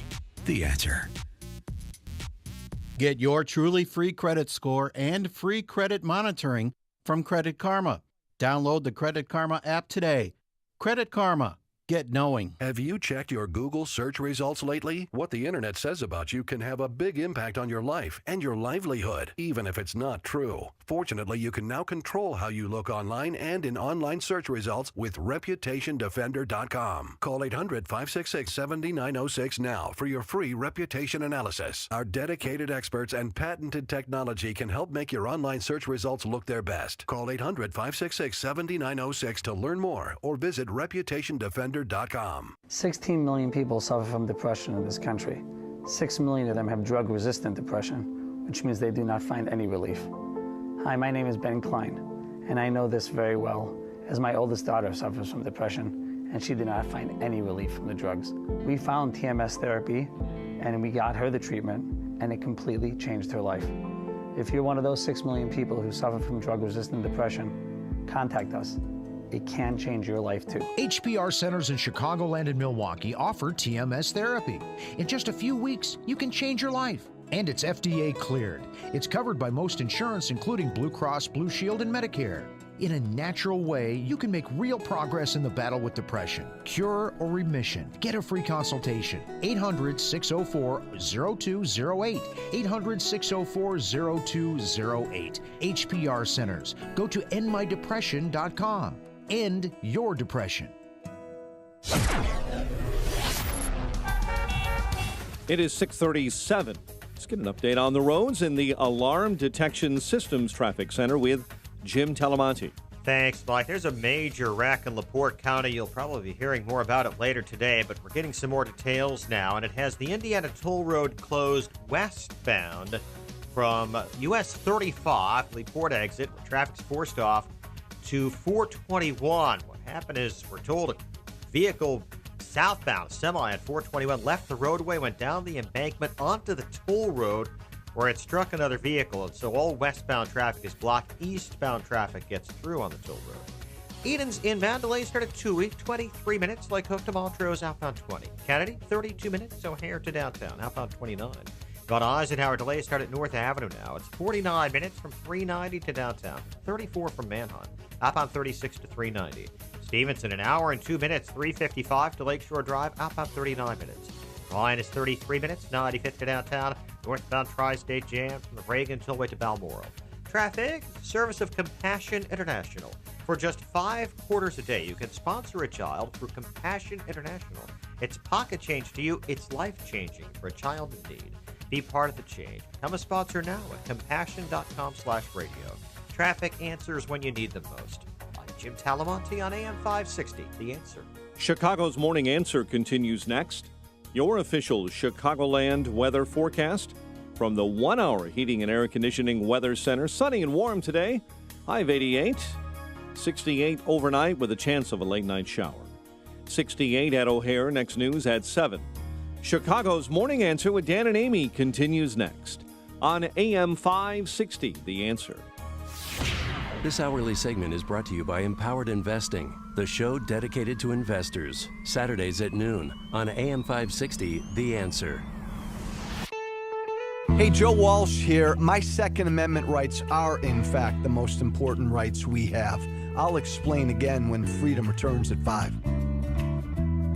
Top of the morning, Dan and Amy. It's our favorite pastime, parsing the words of President Trump on tape and arguing about what he did or did not mean. Now we can do that with this Michael Cohen tape that was much discussed over the weekend and now has been released in pertinent part. Yes, and it was given exclusively to CNN last night for Cuomo's show. Have you watched that show yet? He's still reeling that he's off the New Day show. Now he has his own show. I continue to not watch Chris Cuomo, morning or evening. Well, this is a big bombshell. Listen up. I need to open up a company for the transfer of all of that info regarding our friend David, so that I'm going to do that right away. I've actually come up and I've spoken to Alan Weisselberg about how to set the whole thing up with funding. Yes, and it's all the stuff, because you never know where that company, you never know where he's going to be. Correct. So I'm all over that, and I spoke to Alan about it when it comes time for the financing, which will be. What financing? We'll have to pay you. So no. I got no. It's just so slimy. It's uncomfortable. Well, there's the issue of secretly recorded. Michael Cohen's unethical recording of a client. There's that issue. Then there's the issue of what is being discussed and the substance of it. That's slimy too. Well, I understand, but it's slime in, slime out, I suppose. He does say, Cohen sort of introduces the idea of a financial arrangement, and Trump asks, basically, what financial arrangement? Mm-hmm. So I don't know if this is exculpatory. I don't know if anyone cares. I don't know that this reaches the threshold, depending on what other evidence the Southern District of New York has gathered, of really putting President Trump in any legal jeopardy. That alone certainly doesn't do it. Yeah, Alan Dershowitz was on the panel on CNN last night. He said there's no federal crime. It's not an impeachable offense. Well, or is it? I mean, well, the crime and impeachable offense are two different things. Remember, impeachment is a political decision and a political process. It's not a court of law.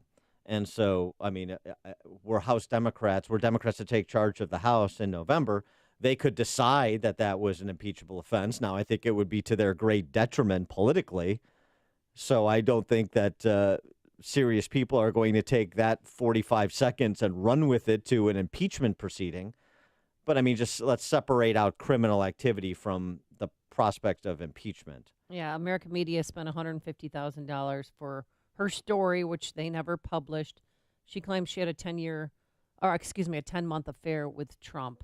You know the president of American media? His name David Pecker. Yeah. Positively Dickensian. Rudy Giuliani was on with Laura Ingraham defending his client. First of all, the major point is it's outrageous that someone would tape his client surreptitiously. And number two, it's also foolhardy for them to try to kind of yell and scream and make believe what's on the tape. I agree with you, the tape is a little bit hard to hear, but I assure you that we listened to it numerous times. And the transcript makes it quite clear at the end that President Trump says, quote, "Don't pay with cash." Cohen then interrupts and says, no, I got it. And then you hear distinctly, if you're careful and you slow it down, check. And then Cohen follows with no, and then quickly cuts off the tape, which indicates exactly what President Dershowitz was saying, that Cohen doesn't want the rest recorded because it was too exculpatory from the point of view of the president. So Cohen was recording in that moment at the time when he's President Trump's fixer. Giuliani's insinuating that he was trying to set him up so that he had something to extort Trump with, or at least to protect himself with vis-a-vis Trump, potentially. That's the only reason why you record conversations, right? To extort people? Because I well, don't think not the only reason. reason. Not the only reason. You can arguably want to memorialize a conversation so you had it exactly right rather than taking notes. I mean, there's other legitimate reasons, but this obviously is a bit underhanded and certainly not illegal in New York State, but certainly one would argue, and I think Giuliani wants to, unethical with respect to the canons. Yeah, I think Trump and Cohen are at war now. And there's 11 other tapes that he claims he's going to slowly be leaking out. Well, there's to CNN, to whoever he decides. There's these tapes that were turned over to the government because the assertion of privilege was not made by Trump. But is it clear at this point that all 12 of those tapes, this one included, are Cohen and Trump? It wasn't clear when it was first reported. Yeah, I don't know. I don't know. all he said was, or the CNN had repeated, was that the other tapes might come out. Do you And find? I don't know what's on the tapes. Even I don't think Trump knows what's on the tapes. Giving Trump the benefit of the doubt here, even with respect to his less than redeeming behavior throughout his life, and including up until recently, clearly. Even if you give him the benefit of the doubt, the associations that he has, Michael Cohen as your fixer. Ugh. I mean, other people that were Carter around the Page. campaign. I mean, the one thing I will say is, personnel-wise, inner circle-wise, at least he has dramatically upgraded the talent around him from the talent pool available. I don't know why. Scaramucci too. I mean, that was 10 days, but Yeah. you can't unsee that. I mean, they're sort of like hangers on the campaign, but I just don't understand. I mean, the guy was a real estate magnate, billionaire, all these marquee projects, the celebrity. You couldn't put people around you that were better than this, better than Michael Cohen. I mean, The guys he picked up in a New York bar or something. Well, that is a judgment call, by the way. Yeah. So, you have to be held accountable for your judgment calls, personnel-wise, and so does Trump. And, well, Michael Cohen is stinging him at minimum here. Marty in Naperville, you're on Chicago's Morning Answer. Hello, everybody. Question. I'm not buying any of this for the moment, but on the other side of the coin, if she did get $300,000, okay, and it's proven or whatever that she did, doesn't she owe the IRS quite a bit of money? No, I'm going through a business audit, and I've got to claim every nickel and dime, which is fine, including cash that was paid to me. Yeah, right. Thanks for the call, Marty. Yeah, I mean, she was given the money through her employer for her story, and then for writing some fitness articles that never were published. Right. So she did claim. I mean, technically, it was a salary she got from American media. Yeah, but there's no indication that she didn't pay taxes on it. I don't know. She hasn't released her tax returns, but nobody is asserting that she did anything other than follow the law with respect to her income. Bruce in Bloomingdale. Good morning. I seem to remember that American Media was one of the companies that was attacked with anthrax letters after 9/11. I don't recall. Maybe. What if it? Let's say they were. What's the point? Just an odd coincidence. It was American Media out of Florida, and they were one of the ones that had some employees get really sick, and I believe one died. Okay. All right. Thanks for the call, Bruce. Conspiracy. I just don't. I don't see the connection. Yeah, neither do I. But okay. Thanks Ralph and Rantoul. Yeah. Good morning. Yeah, it just gets more interesting every day. Oh yeah. A few things. Number one, the head of American Media, I believe his name is David Pecker. Yeah, Pecker. Say no further. Mm-hmm. Is it Becker? I thought it was No, Pecker. it's Pecker. It's as I said, it is Pecker. Positively Dickensian. And also, yes. I think it's a really interesting way to pay hush money is the paying of a story rights through a third party. Everybody gets a cut. She's supposed to stay shut up. Kind of interesting. Number three is, if you need a fixer, so you're hiring a fixer, the recordings that the guy made, that's fixer insurance. So if you're involved in slimy stuff, why would you be surprised if your slimeball lawyer who's hired to cover up slimy stuff has slime insurance so that he can maybe come out later and implicate you or, clean him, get himself off the hook for something. I don't find any of it surprising, the telling of the story. Yeah. If only Ray Donovan had been on the air before Trump retained Cohen, he would have known. Yeah, and last but not least, I believe David Cohen's attorney is none other than Lanny Davis. Yes, counselor from the past. Yeah, counselor. Yeah. But I mean, with friends like Cohen, who needs enemies? I mean, really. With friends like Lanny Davis, I guess you don't need to really fight the Clintons head on either. Well, right, and just when you thought the slime factor couldn't go up, Lanny Davis is retained. Lanny Davis. Yeah, it's like a backed up sewer. The Clintons, they contaminate everything. It just keeps on oozing. Thanks for the call, Ralph. Derek in Stevens Point, Wisconsin. Yeah, good about this. You nailed it with, I think you nailed it, Dan, with Trump's selection of people, that he surrounded himself with to help, quote unquote, fix this issue. I think it's akin to a celebrity or a professional athlete going out to the club, getting drunk, and having his Ferrari parked next to a cab. Gee, let's see. I'm a millionaire and I'm drunk, but instead of taking that cab home, I'll drive myself. What could go wrong? All right, thanks for the call, Derek. Listen to podcasts of Dan and Amy from the AM 560 mobile app. Download it today at 560theanswer.com/mobile. I'm Lou Dobbs. President Trump bailing out farmers affected by tariffs. Rhode Island hospitals facing a nurses' strike. Those stories next. How much do you spend on your pest control each year? $200, $300, or even $500 or more? What if I said you could spend less than $25 a year, even less with promo code SAVE20? Then listen up. G'day, I'm Scott from Plug-in Pest Free, and yes, it is possible to rid your home or business of unwanted pests for less than $25 per year. The answer is Plug-in Pest Free.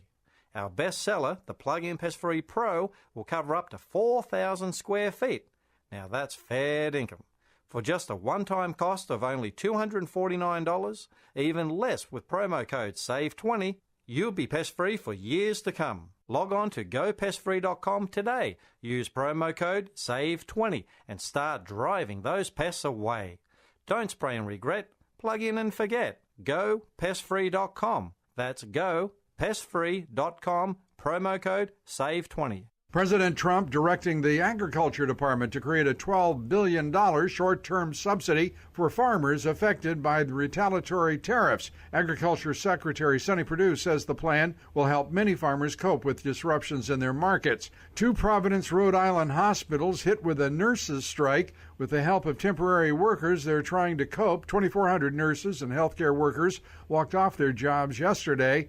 The operator of the hospitals expects that strike to last at least a week. Netflix expanding its online video service in Europe. The new Netflix production center outside Madrid is being built as Netflix's first content hub in Europe, with more slated for the future. Please join me for Lou Dobbs tonight, 7 and 11 Eastern on the Fox Business Network. This is the Lou Dobbs Financial Report. This is Dan Proft with 60 Seconds of Sanity for Upstream-Ideas.com. What a contrast, right? At the same time, President Trump was stumbling through his post-game presser with Putin, which necessitated a next-day contraction-retraction. Former President Obama was in South Africa treating the world to his soaring rhetoric, thereby reminding us how good we had it. That's the D.C. press corps' version of events. Unfortunately for Democrats, Obama's tawdry sentimentality and life's little instruction book maxims hold up about as well over time as do his policies. Obama got away with congenial disdain for the Bible and gun clingers, but his political progeny, not to mention his administration's apparatchiks, are not nearly as adroit. Obama's veiled invective is weak tea compared to his former CIA director's call for a firing squad. Obama's cliche-ridden claptrap lacks the appeal of Adam Schiff's Manchurian candidate conspiracy theories or a Business Insider deep dive on bugging soccer balls. Obama served as a veneer for the left's ugliness. Trump has unleashed it and marginalized Obama as a political asset in the process. Now Trump leads the left's parade of horribles around by their pea hats in full public view. It's messy, and Trump is sloppy, but like the 1983 Chicago White Sox, Trump is winning ugly. Balance of Nature's fruits and veggies in a capsule. My husband's blood pressure has dropped 30 points. I've lost 8 pounds. He's lost about 20 pounds. His arthritis is gone. You guys have given me back my husband. I'd come home from work, and if he beat me home from work, he would be laying in the recliner, and I would feed him supper in his recliner and would be like really boring, pathetic old people watching TV while we ate dinner and then go to bed exhausted and wake up tired. I came home from work last night, and he was mowing the lawn. It's amazing. It's amazing. It's so amazing. When you call, use discount code CHICAGO, and we'll take 35% off your first preferred set of fruits and veggies and have them shipped to you free. Call 800-246-8751. That's 1-800-246-8751, or go online to balanceofnature.com. and use discount code CHICAGO. When it comes to the success of your small business, you make every dollar count. So what could you do with $10? It may not sound like a lot of money, but it's enough to turn 500 strangers into 500 connections. All it takes is the right business card.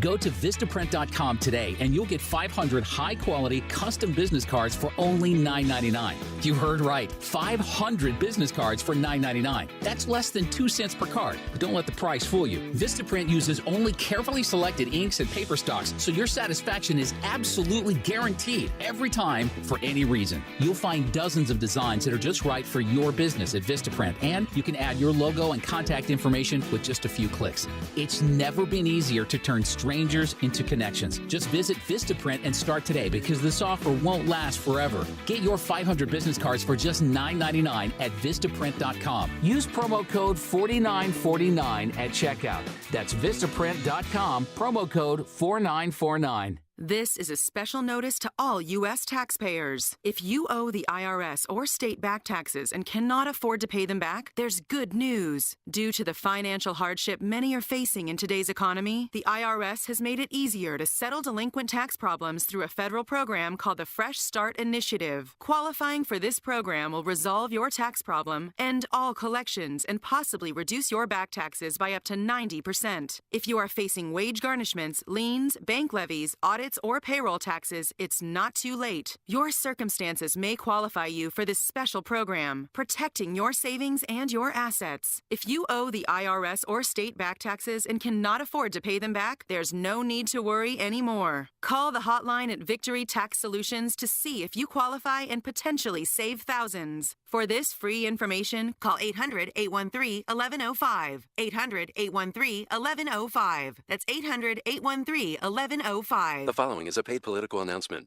So what are Hoosiers saying about President Trump's tax cuts? Listen to Larry Davis, who runs a manufacturing business in Mishawaka. It's a great time to be in business, especially in Indiana. As a result of the tax cuts and the improved economy, we're able to invest in people, buy new equipment, and grow. Tax cuts are working for Indiana businesses, and they should be made permanent. But in Washington, Senator Joe Donnelly voted no on tax cuts and said at the time, "It's not tax reform. It's a partisan tax hike on Indiana's middle class." So Donnelly voted with Bernie Sanders and Elizabeth Warren against a tax cut of more than $2,000 for middle-class Hoosier families. It's time for him to listen to Indiana. Call Senator Joe Donnelly at 202-224-4814. Urge him to support S2687 and vote to make the Trump tax cuts permanent. Paid for by One Nation. www.onenationamerica.org. Signature Bank is Chicago's fastest growing independently owned business bank. It's a bank where relationships still matter. Signature Bank knows your name and your story. I'm Dan Proft, and I know this because Signature Bank is my business bank. Hi, I'm Kevin Bastuga, co-founder of Signature Bank. If you get the feeling your deposits don't matter to your bank, then maybe you're not with the right bank. At Signature Bank, your deposits matter to us as much as your business loans. Signature provides unmatched banking expertise, custom financial solutions, and the industry's best technology to closely held Chicagoland businesses. Whether your business is looking for a deposit relationship or needs a ready source for financing, Signature Bank is the right bank for you. Call us today to see how Signature Bank can help your business grow and thrive. Signature Bank is looking for their next success story. To learn more about turning your business vision into reality, visit signaturebank.bank. Signature Bank, helping local businesses succeed. Member FDIC, Equal Housing Lender. AM 560, The Answer. Coming up on Chicago's Morning Answer. All right, we're going to tackle this controversial topic. This young intellect named Coleman Hughes has written another excellent piece in Quillette about racial politics and economics, Black American culture and the racial wealth gap, the wealth gap between black and white in America, and why. Coleman Hughes, who's an undergrad philosophy student in an Ivy League school, but this is an intellect that we're going to be hearing from a lot in the coming years, I suspect. We'll tackle what he has to say and per the research that he's done at 7:07. And for the first time as president, Trump visits Illinois. What Illinois politicians will be by his side, and does the governor even know that he's coming? But first, let's go into the newsroom. Here's Mike Scott. Here are the stories we're following this morning. Special Olympics soccer player who went missing in Chicago has been found safe. A carry boy rescued from the Fox River was not hit by a boat after all, and Patty Blagojevich pens another op-ed seeking clemency for her husband. WIND Chicago News Time is 7 o'clock. Cash or check? I'm Dave Anthony, Fox News. That's the question. The morning after a Trump tape secretly recorded 2 months before the election was released to CNN by the lawyer for former Trump lawyer Michael Cohen.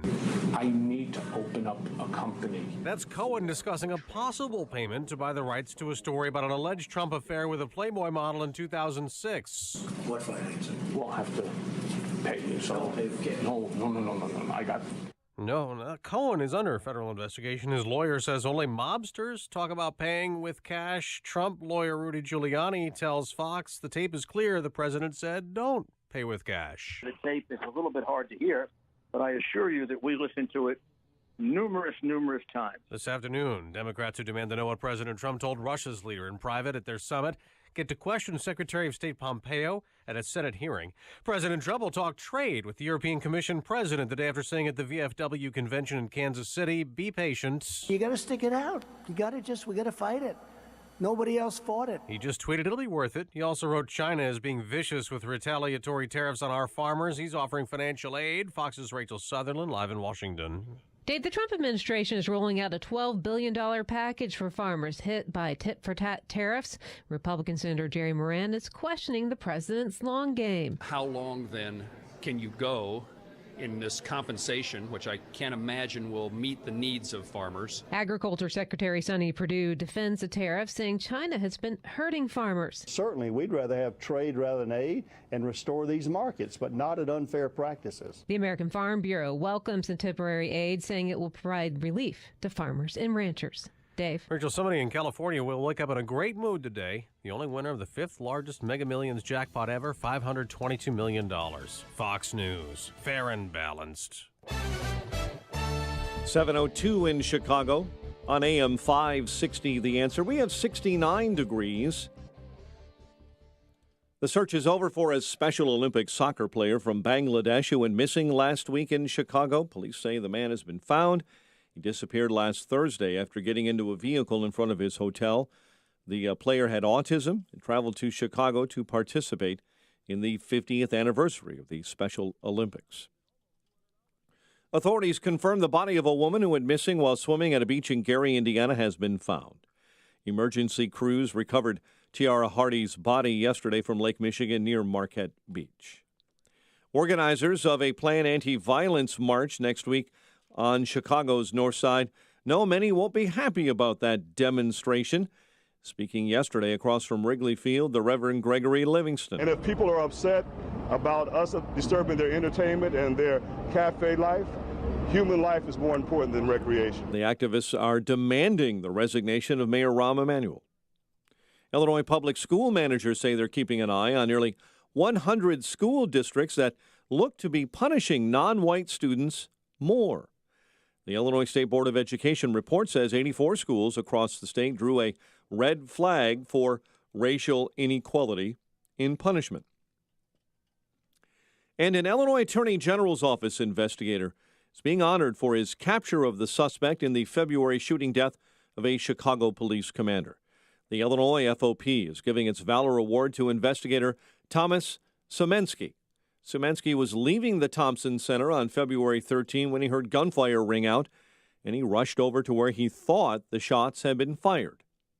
When he spotted the mortally wounded Commander Paul Bauer lying on the ground and a man later identified as Shamari Leggett walking nearby, he reached out and grabbed Leggett. Leggett was later charged with first-degree murder in the Bauer case. Diamondbacks beat the Cubs 5-1 at Wrigley Field. White Sox looking good. Carlos Rodon looking even better in a 4-2 win over Anaheim. The news service of Unbound.org. In places around the world, there are elders who long for community and connection and the opportunity to live with greater dignity. Sponsor an elder through Unbound and help bring together a brighter tomorrow to one person who has helped us all build a better world. Meet at Unbound.org.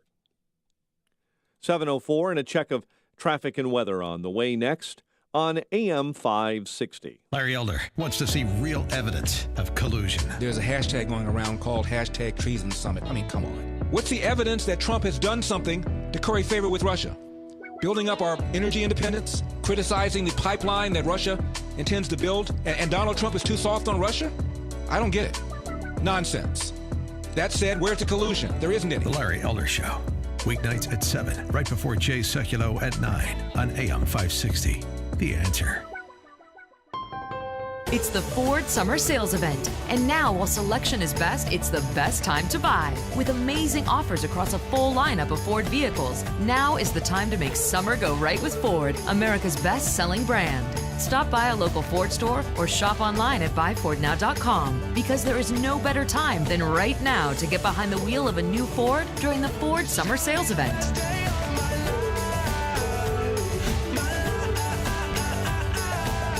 The Ford Summer Sales Event is here. Right now, get 0% APR financing for 60 months plus $1,000 bonus cash on the 2018 EcoSport. Best-selling claim based on 2017 calendar year sales. Not all buyers will qualify for Ford credit financing. 60 months at $1,667 per month for $1,000 finance regardless of down payment. For all offers, take new retail delivery from an authorized Ford dealer stock by 7/31/18. See dealer or go to buyfordnow.com for qualifications and details.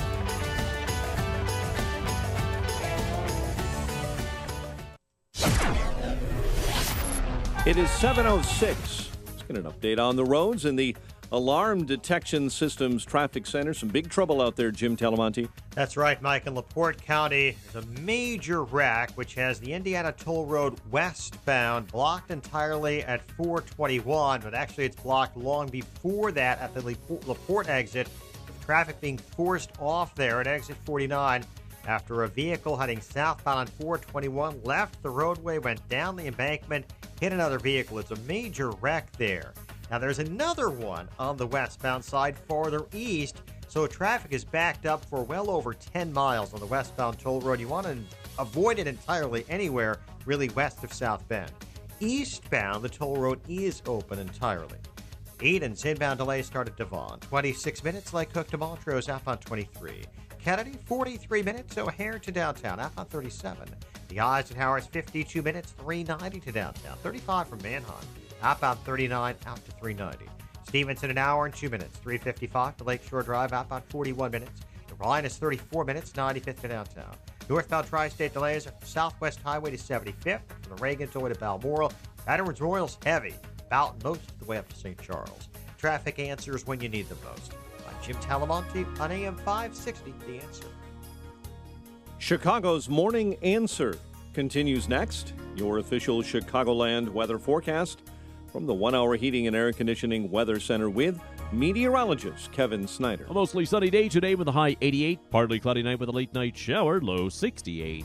Shower left over in a few spots early in the morning tomorrow. Otherwise, clouds and even some sunshine with a high 80. Partly cloudy night, low 60. Partly sunny Friday, high 76. I'm Kevin Snyder on AM 560, The Answer. Currently 69. Next news at 7:30 and Chicago's Morning Answer with Dan and Amy continues next on AM 560, The Answer. This hourly segment is brought to you by the IRS Radio Hour with attorney Stephen Leahy every Sunday afternoon at 5 on AM 560, The Answer.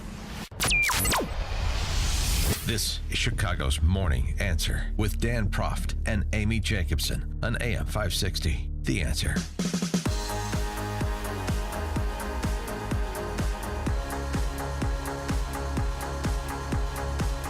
Top of the morning, Dan and Amy. So I went to see Equalizer 2, you know, the new Denzel Washington movie. Oh, how was it? It was good. It was entertaining.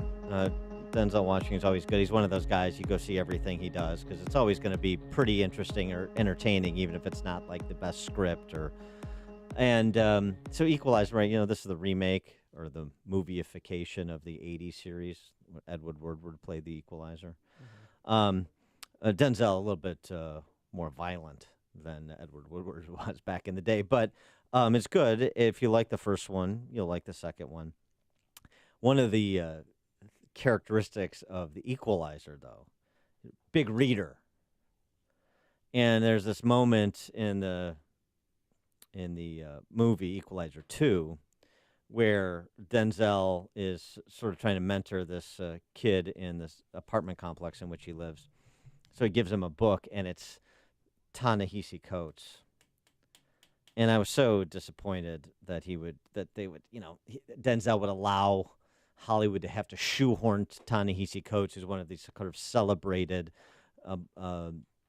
next generation pseudo intellects with the same rap, just written better than the poverty pimps of a bygone era. Ta-Nehisi Coates blames the wealth gap in America on slavery and racist New Deal policies. Interesting, as a man of the left, at least there's some recognition of the racism of the left, certainly throughout American history, including into the present. Less recognition in the present, but okay. So I was disappointed by that, but here's the good news. The good news is there's this young man named Coleman Hughes, who's a black student at Columbia University. He's an undergrad philosophy major at Columbia, and he's been writing in Quillette, and we've covered one of the previous pieces he's written. And he's taken on all of the charlatans that continue to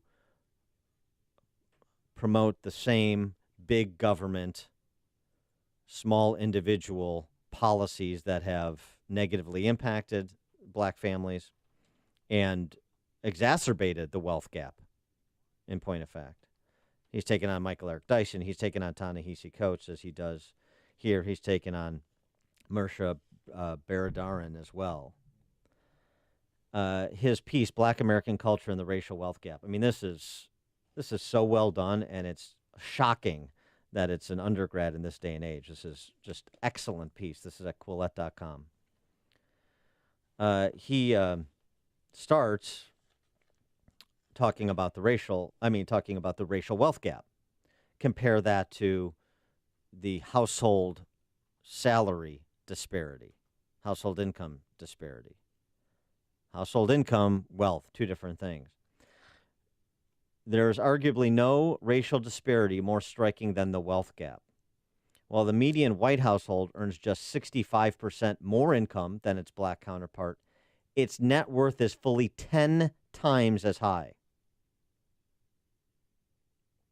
Unlike income, which individuals earn over their lifetimes, wealth accrues over generations. Whites are more than 3 times as likely as blacks to inherit money from their families. In a public debate on racial inequality, the wealth gap is among the sharpest arrows in the progressives' quiver. And this is sort of waved off as, discussion over. This is obviously the product of slavery and some racist policies over the years. Well, he looks into that. Somebody actually following the logic of an argument or the lack of logic, looking for evidence or the lack of evidence. He notes the salient question should have never been who's to blame for blacks' predicament, but who's able to fix it. If the problem were simply a lack of cash, then the government would be the ideal candidate. But if we've learned anything from the explosion of violent crime and single motherhood following the welfare expansion in the 60s, it was that cash transfers cannot solve a problem that the absence of cash didn't cause. What's this undergrad's name again? Coleman Hughes is his name. Slavery. Slavery is hardly the root cause of America's prosperity. If it were, we would expect American states that practiced slavery to be richer than those that did not, yet we see precisely the opposite. The South, where slavery thrived, was the poorest and most backward region of the country, according to Thomas Sowell. That remains true today. A recent analysis of census data found that northeastern states which forbade slavery are among the wealthiest, whereas states of the southeast are among the poorest. Nor is the disconnect between slavery and wealth unique to America. Similar disparities have emerged in Brazil, where the former abolitionist southern region has been and continues to be wealthier than the former slave-owning northern region. Ta-Nehisi Coates, his mistaken view about the origin of American prosperity, slavery, and thus the disparity, that's his argument, is part of a larger fallacy about national wealth in general, the assumption that if a nation is wealthy, it must have stolen the wealth from somebody else. To the contrary, a nation's wealth has more to do with the economic system it adopts and the set of skills its citizens possess. The example of Singapore. Although it was raided by Portugal in the 17th century, colonized by Britain in the 19th, Singapore is wealthier than both Portugal and Britain in terms of median wealth per adult. How do you explain that? Ta-Nehisi Coates. Second factor that's offered as an explanation by the left: New Deal policies designed to promote home ownership, income growth, wealth accrual. Whites received the vast majority of government-backed mortgage loans after World War II. By the time the civil rights gains of the 60s, by the time the civil rights gains of the 60s made these loans available to blacks, it was too late. The previous 2 decades, during which housing values rapidly appreciated, had already passed, and blacks, reeling from the effects of redlining and income suppression, couldn't enter the housing market at its new prices. Wealth became a birthright for whites. Meanwhile, deprived of such wealth transfers, poverty became a permanent trap for blacks. That's the left's argument. But while there's truth to the racist policies, Coleman Hughes makes the point that this argument has been advanced to give the false impression that benevolence of the state is a prerequisite for wealth accrual. And he notes that actually white men's income more than tripled between 39 and 60, but the median income of black men more than quintupled during that same period. Black women, too, saw their income grow at a faster rate than white women over the same time span. So there's something else at play. The prevailing progressive narrative, writes Hughes, also gives short shrift to the history of immigrant groups succeeding in the face of hostility and with the help of government. Japanese Americans, for example. Starting with the California Alien Land Law of 1913, 14 states passed laws preventing Japanese American peasant farmers from owning land and property. Preventing them from owning land and property. These laws existed till 1952. Not to mention the internment of Japanese Americans during World War II. So they were given no bootstraps, the Japanese Americans.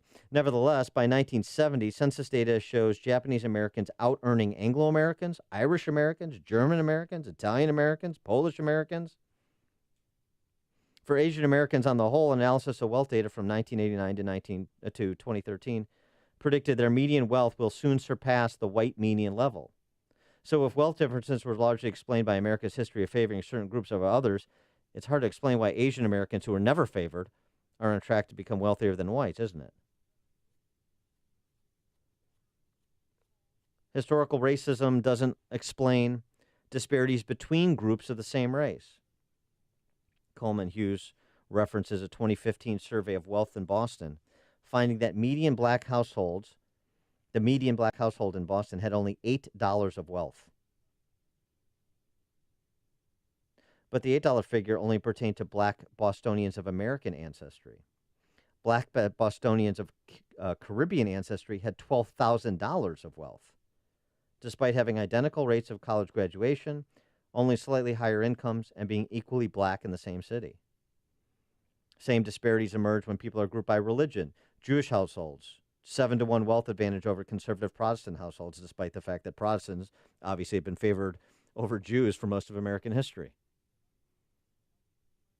So when you start to look at the arguments advanced by the left and bump it up against the history and the data, it all falls apart.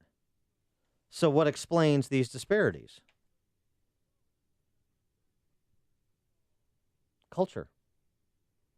Cultural differences within group. Conspicuous by absence in the progressive account of the racial wealth gap is any active role for blacks themselves. There are certain elements of black culture, this is Hughes' writing, that if changed would allow blacks to amass wealth to a degree that no government policy would be likely to match. No element of culture harms black wealth accrual more directly than spending patterns. Now we're getting to it. A 2017 Nielsen report found that compared to white women, black women were 14% more likely to own a luxury vehicle, 16% more likely to purchase costume jewelry, and 9% more likely to purchase fine jewelry. A similar Nielsen report from 2013 found that while only 62% of all Americans owned a smartphone, 71% of blacks owned one. The spending differences were unconditional on wealth and income. So to what extent, asked Hughes, do poor spending habits explain the persistence of the wealth gap? Economists at U of C and University of Pennsylvania asked this question, looked at 16 years of nationally representative data from consumer surveys. They found that blacks with comparable incomes to whites spend 17% less on education and 32% more on visible goods, cars, jewelry, clothes. What's more, after controlling for visible spending, they concluded the wealth gap between blacks and whites conditional on a permanent income declines by 50%. The wealth gap declines by 50% when you control for spending patterns. To be clear, that 50% doesn't pertain to the total wealth gap, but to the proportion of the gap. Okay, but it cuts it in half. The upshot, the fact that blacks spent more on cars, jewelry, and clothes explains fully 20% of the total racial wealth gap. Big number. And he goes on to say, people say, oh, this is racist to look at the data and spending habits and other cultural differences between groups. But if you want to eliminate these gaps, you have to understand why they exist, don't you? He says, is it racist to observe that whites are more likely to drive drunk than blacks are? That's true. Is it racist to assert that black immigrants in the UK outscore comparable white Britons on standardized tests? Is it racist to observe that black American culture has produced a higher number of musical icons than Asian American culture? If it's not racist to mention these facts, why is it racist to mention the same kinds of facts when they run in the opposite direction?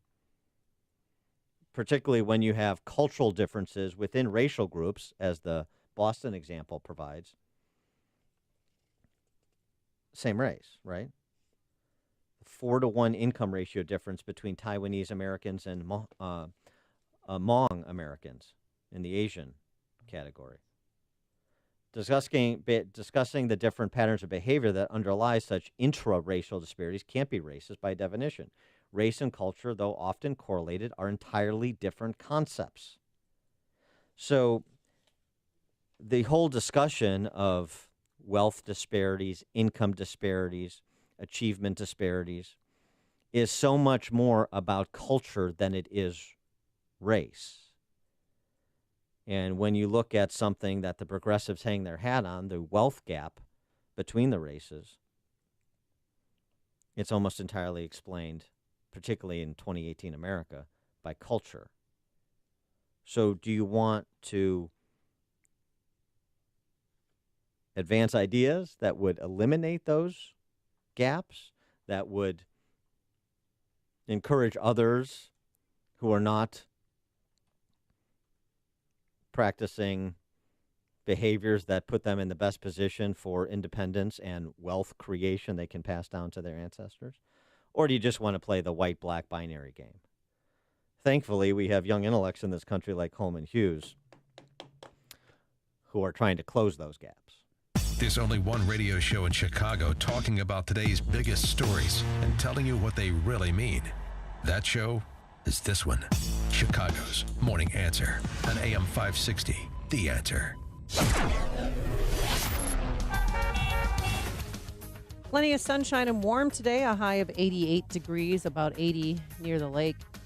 Tonight, partly cloudy, possible shower in spots, a low of 68. And for tomorrow, a shower in spots early in the morning, otherwise clouds and some sunshine, a pleasant high of 80 degrees. Let's get into the Alarm Detection Systems Traffic Center. Here is Jim Telemonte. Amy and Dan, thanks. In northwest Indiana, specifically LaPorte County, there's a major closure of the Indiana Toll Road westbound for a long stretch. You'll want to avoid the westbound toll road really from South Bend. You'll want to divert elsewhere to 12, 20, 94 or something because there are a couple of wrecks. The major one is at 421, which has had the roadway shut down from before LaPorte to Michigan City. And now the eastbound side is open entirely. Edens, inbound, stop and go Devon to the junction. 26 minutes, Lake Cook to Montrose. Outbound it's 25. Kennedy, 42 minutes, O'Hare to downtown. Outbound 47. Eisenhower, 52 minutes, 390 to the circle. 35 minutes from Manheim. Outbound 46 to 390. Stevenson, an hour and 5 minutes, 355 to the drive. Outbound 40 minutes. The Ryan, 34 minutes, 95 to downtown. Reagan Tollway eastbound, a little heavy, 22nd of the Tri-State. Big delays are on the northbound Tri-State. Southwest Highway to 75th. Stevenson to 47th, the Reagan Tollway to Balmoral, and the northbound Veterans Memorial, Fountain to St. Charles and Army Trail to 290. I'm Jim Talamonte in the Alarm Detection Systems Traffic Center. Are you a financial planner, CPA, or long-term care insurance agent interested in learning how reverse mortgage loans would benefit your clients? Are your clients rapidly depleting their retirement assets? Would your clients benefit from living off their home's equity, deferring their mortgage payments while allowing you to manage their investments? Would you like to learn how a reverse mortgage loan can help your clients minimize the tax burden on their required minimum distribution? Well, then I strongly encourage you to join local media legend Orrin Samuelson at Team Hochberg's free reverse mortgage seminar at Del Webb in Huntley on Friday, July 27th from 3 to 5 p.m. David will explain the many outstanding benefits of reverse mortgage loans and answer all your reverse mortgage loan questions. The seminar is free and refreshments from Jameson Steakhouse will be served. Ooh. To register for this free reverse mortgage loan seminar on Friday, July 27th, that is this Friday, at Del Webb in Huntley from 3 to 5 p.m. Go to reversedavid.com. That's reversedavid.com. Pearl Mortgage, Equal Housing Lender, Illinois Residential Mortgage Licensee, 4358 NMLS 19186. Balance of Nature's fruits and veggies in a capsule. I've got ankylosing spondylitis, which is a arthritic disease, calcification of the major joints and spine, and I just don't have the pain that I used to have. It's really kind of amazing. Balance of Nature has been an amazing product. I've recommended it to literally hundreds. I'm a pastor, and I've said, y'all just try it. Give it a month. Give it a try. And so hopefully they have. But it's an amazing product, and the neatest thing is when you first open up that bottle and you can smell the fruits and vegetables. Every time I open one, I just get a big kick out of that. When you call, use discount code CHICAGO, and we'll take 35% off your first preferred set of fruits and veggies and have them shipped to you free. Call 800-246-8751. That's 1-800-246-8751, or go online to balanceofnature.com and use discount code CHICAGO. The following is a paid announcement. Now, Geiger Wealth brings you Retire with Confidence. Thanks for joining us today, where once a week we get together to talk about retirement planning. Bill Geiger, welcome. I know that your firm focuses on helping couples in their late 50s to early 60s retire with confidence. So, Bill, what is the biggest challenge that you see successful couples face when planning for retirement? Mike, I sat down with a couple yesterday morning and I asked them that specific question. What do you feel your biggest challenge is getting ready for retirement? And in a heartbeat, the wife said to me, how am I going to pay my bills every month? My husband's going to stop working at some point. His paycheck's going to be gone. How do we pay our bills for the rest of our lives? And it's a long time. We could be in retirement 20, 25, or 30 years. And Mike, when you think about it, 20, 25 to 30 years without a paycheck is kind of like being unemployed. And folks, that's the really big deal in retirement. Where do you get the income from to supplement your Social Security? So you have the confidence that you're going to be able to pay your bills each month, knowing how you're going to keep up your lifestyle, knowing how you're going to feel comfortable and you can do fun things like go on trips and vacations and so on. For 20 to 30 years, the rest of your life, and maybe leave a little bit for your family too. So, Bill, how do we create this income? Mike, we find when we look at couples' portfolios, most people have way too much at risk, way too much on the growth side. You simply take some of that growth portfolio, and Mike, we do this all the time. You take part of the growth portfolio and you create an income strategy with it. And that income strategy is designed to create dependable, sustainable income that couples can count on for the rest of their life. Mike, let's do something special for the next 5 callers who call in who have at least $500,000 in their portfolio. We're going to sit down with them personally on a complimentary basis and help them put together a full-blown plan for their retirement, a plan for how they're going to create dependable, sustainable income that they can count on for the rest of their lives and how they can retire with confidence. Bill, this is a fantastic opportunity because, folks, nothing can be more frustrating than working hard your entire life, saving as much as possible for retirement, then having no idea how you're going to make your life savings last 20 to 30 years or more. Bill and his team at Geiger Wealth can help. They're going to sit down with you personally to create a full-blown plan for your retirement. Folks, this is up to a $3,000 value. It's complimentary for the next 5 couples who have at least $500,000 saved for retirement. Call 800-681-2498. Again, that's 800-681-2498.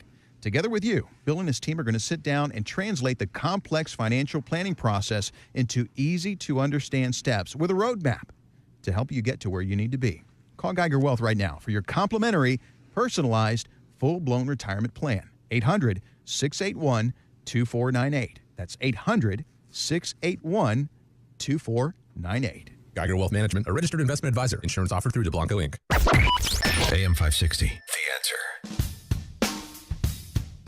Coming up on Chicago's Morning Answer. We'll talk to CNN chief economist Steve Moore about all those friendly fire injuries in Trump's trade war at 7:37. And later, preparing for a president, Illinois welcomes Mr. Trump tomorrow. Who's going to be by his side? But first, let's get into the newsroom. Here's Mike Scott. Sunshine and 69 degrees. 7:30 is our time on AM 560, The Answer. And this morning, more allegations of sexual misconduct at the NFL Network. The latest lawsuit filed in Los Angeles accuses Hall of Fame receiver Michael Irvin, along with defensive back Eric Davis, among others, of harassing makeup artists. Details inappropriate touching and other harassment over a decade.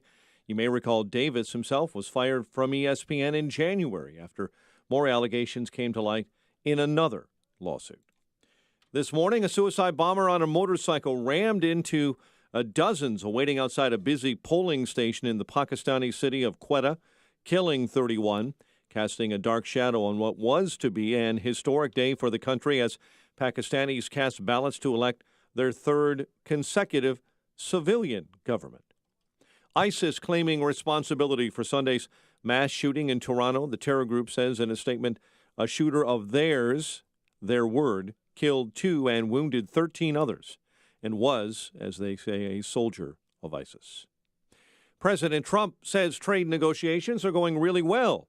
Everyone just needs to be cool, his word. The president was on Twitter this morning defending his trade policies and use of tariffs. A secret tape between Trump and his attorney Michael Cohen is apparently out. CNN claiming the conversation is from 2016 and deals with how the now president was looking to buy the rights to the story of a Playboy model who said she had an affair with him. When it comes time for the financing, which will be... Listen, what financing? We'll have to pay you. So I'll pay the kid. No. I got... The Playboy model's name is never mentioned in that recording. The search is over for a Special Olympic soccer player from Bangladesh who went missing here in Chicago. Last week, police say he's been found safe. Authorities are confirming the body of a woman who went missing while swimming at a beach in Gary has been found. Emergency crews recovered the body of Tiara Hardy from Lake Michigan near Marquette Beach. Illinois' former First Lady may be hoping to catch the eye of President Trump. Patty Blagojevich penned an op-ed this week in the Washington Examiner that paints her husband, Rod's 2008 arrest in the same kind of light as the Russia probe currently surrounding the president. Diamondbacks beat the Cubs 5-1. White Sox defeat the Angels 4-2. The news, a service of the Positive Coaching Alliance. Got issues with youth or high school sports? Positive Coaching Alliance can help. PCA, a national nonprofit, offers more than 1,000 free online resources for youth and high school sports. Coaches, parents, students, visit PCADevZone.org. 7:33 and a check of traffic and weather on the way next on AM 560. Mike Gallagher wants the Trump haters to open their eyes. A brand new poll from NBC News and the Wall Street Journal conducted before and after the Helsinki summit shows the president approval rating at 45%. That is up 1 point from June. President's approval ratings in a pretty respected poll higher than they've ever been. His approval ratings continue to go up, which is making the left go crazy. The Mike Gallagher Show. Weekdays at 9, right before Dennis Prager at 11 on AM 560. The Answer. How's your breath? If you're not using TheraBreath, it might be bad. TheraBreath is guaranteed to give you fresh breath or your money back. Available at your local drugstore. Visit TheraBreath.com for coupons and locations. Looking for a fun summer vacation idea? Charlottesville in Albemarle County, Virginia is a short and easy trip with daily nonstop flights on 2 airlines from O'Hare. Tour the homes of former Presidents Jefferson, Monroe, and Madison. Sip wine at one of the area's 30-plus wineries. Take a hike in Shenandoah National Park. Dine al fresco at one of the many farm-to-table restaurants, or stroll down one of the longest pedestrian malls in the country. Plan your trip today at visitcharlottesville.org. Being successful in business means overcoming enormous obstacles to serve your customers and community. AM 560, The Answer, wants to shine a spotlight on businesses that are thriving. We want to celebrate their success by finding out what makes these businesses unique, successful, and what we can learn from them. We want to know how you built it. Presented by Chicagoland Waterproofing. To tell us how you built it, go to 560theanswer.com/built. That's 560theanswer.com/BUILT. Sponsored by Signature Bank and Ozinga. 7:35. Let's check the roads in the Alarm Detection Systems Traffic Center with Jim Talamonte. Thanks, Mike. Traffic is at a standstill on the westbound Indiana Toll Road in LaPorte County. All traffic forced off at the LaPorte exit. And there's a report of another crash even farther east of there. So you want to avoid the toll road entirely. In that area, using 94, 12, or 20 as possible alternates. The major wreck happened earlier this morning at 421. Again, traffic is closed off, forced off well before that in LaPorte, and jammed from well east of there. Eastbound side of the toll road is open and free of any significant delay. Edens runs 24 minutes, like Cook to Montrose outbound 29. Kennedy 43 minutes, O'Hare to downtown outbound 44. Eisenhower 58 minutes, 390 to the Circle. Outbound it's now an hour and 4 minutes. Stevenson an hour and 8 minutes, 355 to Lakeshore Drive outbound 40 minutes. Bryan 36 minutes, 95 to downtown. Traffic Service of Mothers Against Drunk Driving. Supporting victims of drunk driving, drug driving, and underage drinking at no charge. Call their 24-hour victim helpline at 877-MAD-HELP or visit mad.org. That's MADD.org. Traffic answers when you need them most. I'm Jim Talamonte on AM 560, The Answer. Chicago's Morning Answer continues next. Your official Chicagoland weather forecast. From the 1-hour heating and air conditioning weather center, beautiful day ahead, sunny, warm, high 88. Could be a shower overnight, just a chance. Low 68 and a shower possible in spots tomorrow. Otherwise, clouds and sun and a high near 80. Currently 70 at O'Hare. Next news coming up at 7:30.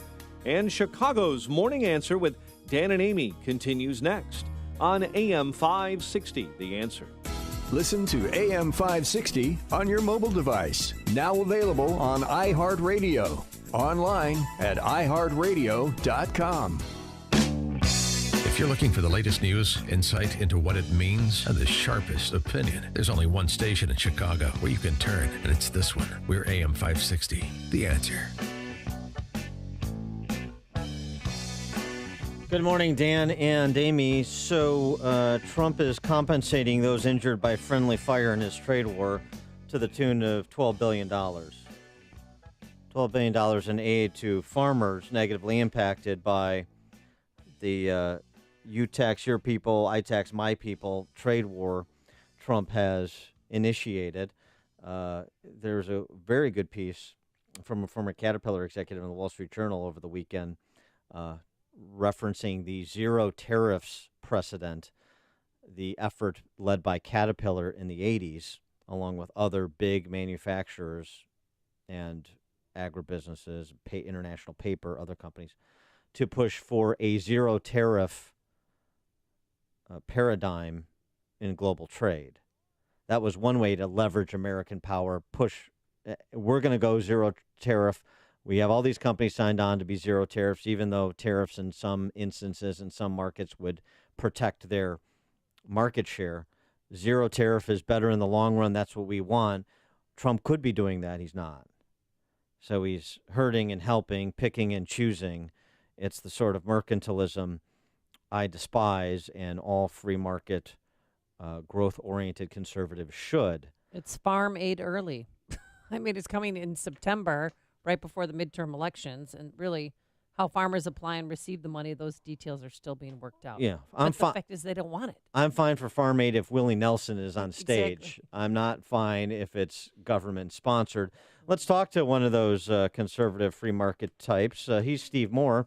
He's a Wall Street Journal columnist and chief economist for CNN. Steve, thanks for joining us. Appreciate it. Hi, good morning, guys. $12 billion in farm subsidies to provide some redress to those who've been injured. Well, look, I guess you're bearing the lead a little bit here. I mean, the big story is that last night, about 9 or 10 o'clock at night, Trump, I think he must have been reading my piece from last week because he did call for he said, let's go to the zero tariff option. And this is something, as you guys know, I've been pushing this for weeks. Larry Kudlow has been pushing it. This idea of let's de-escalate, let's bring the tariffs down to zero. Have the other nations bring their tariffs and subsidies down to zero. If you do that, by the way, the United States benefits relatively because our tariffs are lower than virtually any other country's tariffs. That's a point we've been making to Trump. So this is the meeting with the EU this morning?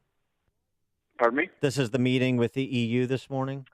Well, that starts in a couple of hours, and I think he's going to put that on the table. He's going to challenge the Europeans to say, let's go to zero. Now, there's some dissension within the White House on this. I've been over there several times talking to them about this, but Trump kind of gets it that this is, by the way, this totally, if he puts this on the table with, what's the guy's name? I love that. His name, Juncker? Oh, yeah, Sebastian Juncker, but, yeah. Right. The European Trade Commissioner's name is Juncker. He's going to talk about auto tariffs, right? His name is Juncker. But anyway, look, Trump, I think, is very serious about this because, we've been saying to him all along, the problem is we want to get these countries to lower their tariffs, not to raise them. We don't want a tit-for-tat, increase in the tariffs. And when I was over at the White House a few days ago, I made the analogy, by the way, you guys are way too young to have remembered this, but in the 1980s, when Ronald Reagan was president, when he was first president, he's a warmonger, he's going to cause a nuclear war and all of this stuff. And then in 1987, a very famous summit in Reykjavik in Iceland, Ronald Reagan surprises Gorbachev by saying, why don't we move towards total nuclear disarmament? And it put the Russians on their heels. They didn't expect this. And although they didn't come away with the deal there in Reykjavik, it was the first step to the biggest nuclear disarmament in world history. And we use that analogy to say, look, you can do this on tariffs. You can get all of these countries, if they will agree to it, to reduce their tariffs. So instead of having a future with really high tit-for-tat, higher tariffs, we get every country to get their tariffs down. Now, here's the last thing about this that is interesting. Trump did put that on the table at the last hours of the G7 meeting about a month ago in Canada, and this was not widely reported by the press. But none of the Europeans had any interest in that. I mean, they're free trade frauds. They want to pretend like the villain here is Donald Trump, when in fact they have much higher tariffs, much higher non-tariff trade barriers than we do. And we'll see with what reaction Trump gets from the Europeans to putting this deal on the table. But I think it gives them the moral high ground in the debate. Yeah, well, what if they don't bite? I mean, then these tariffs stay Well, in then- place. then we're gonna- then they're but gonna get listen, the hit. farmers want markets and opportunities. They do not want handouts. But look, let me ask you this question. I mean, if we put zero tariffs on the table and the Europeans say no, then we want to what we're just going to have unilateral open up our markets and like other countries don't open up their markets to us. I mean, the whole reason Amy, that Trump was elected is American people are sick of that. They feel like the rest of the world takes advantage of us, whether it's not paying their NATO dues, whether it's, the United States signing off to this lunatic, treaty on climate change where we pay all the bills, and whether it's the other countries taking advantage of us on the trade deals where we lower our tariffs and they don't lower their tariffs on us. What alternative do we have? Do we just live with the status quo where countries like China and steal our technologies and don't abide by the trade deals that they've agreed to? Well, I mean, you're conflating a lot of issues there. I mean, there's a difference between paying your fair share in the NATO alliance and you tax your people and weaken your industry through protectionism, so we're going to do the same thing. Those aren't the same things. And but just hold on a second. You just had this report.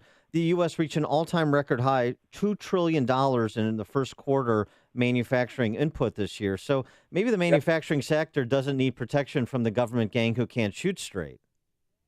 Well, look, I find myself in some agreement with that. I do believe if there is a level playing field, the United States manufacturers, our farmers, can compete anywhere in the world. We have the best farmers, we have the best companies, we have the best entrepreneurs in the world, we have the most productive workers in the world.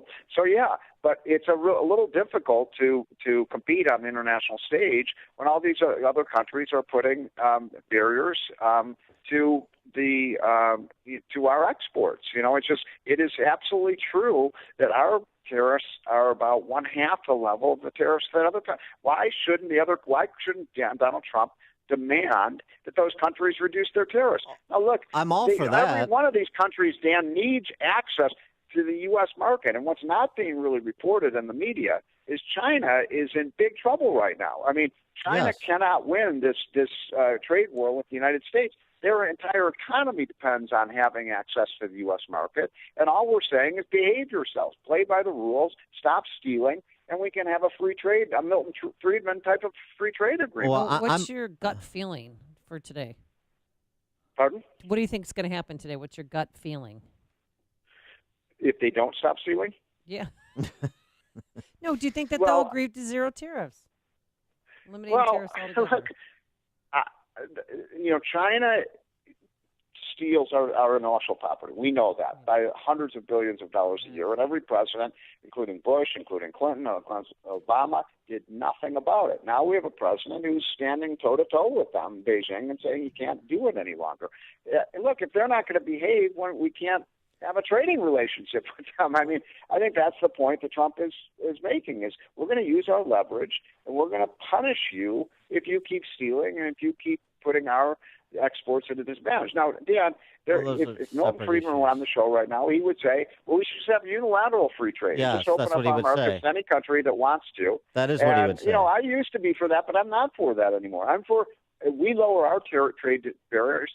They have to do the same. That's the whole point of these trade deals, but none of these countries actually abide by them. So then are you also, if they raise their trade barriers, they go the other way? Well, not only are we going to not lower them, we're going to hit you. So we want to escalate this war. So then we should escalate too?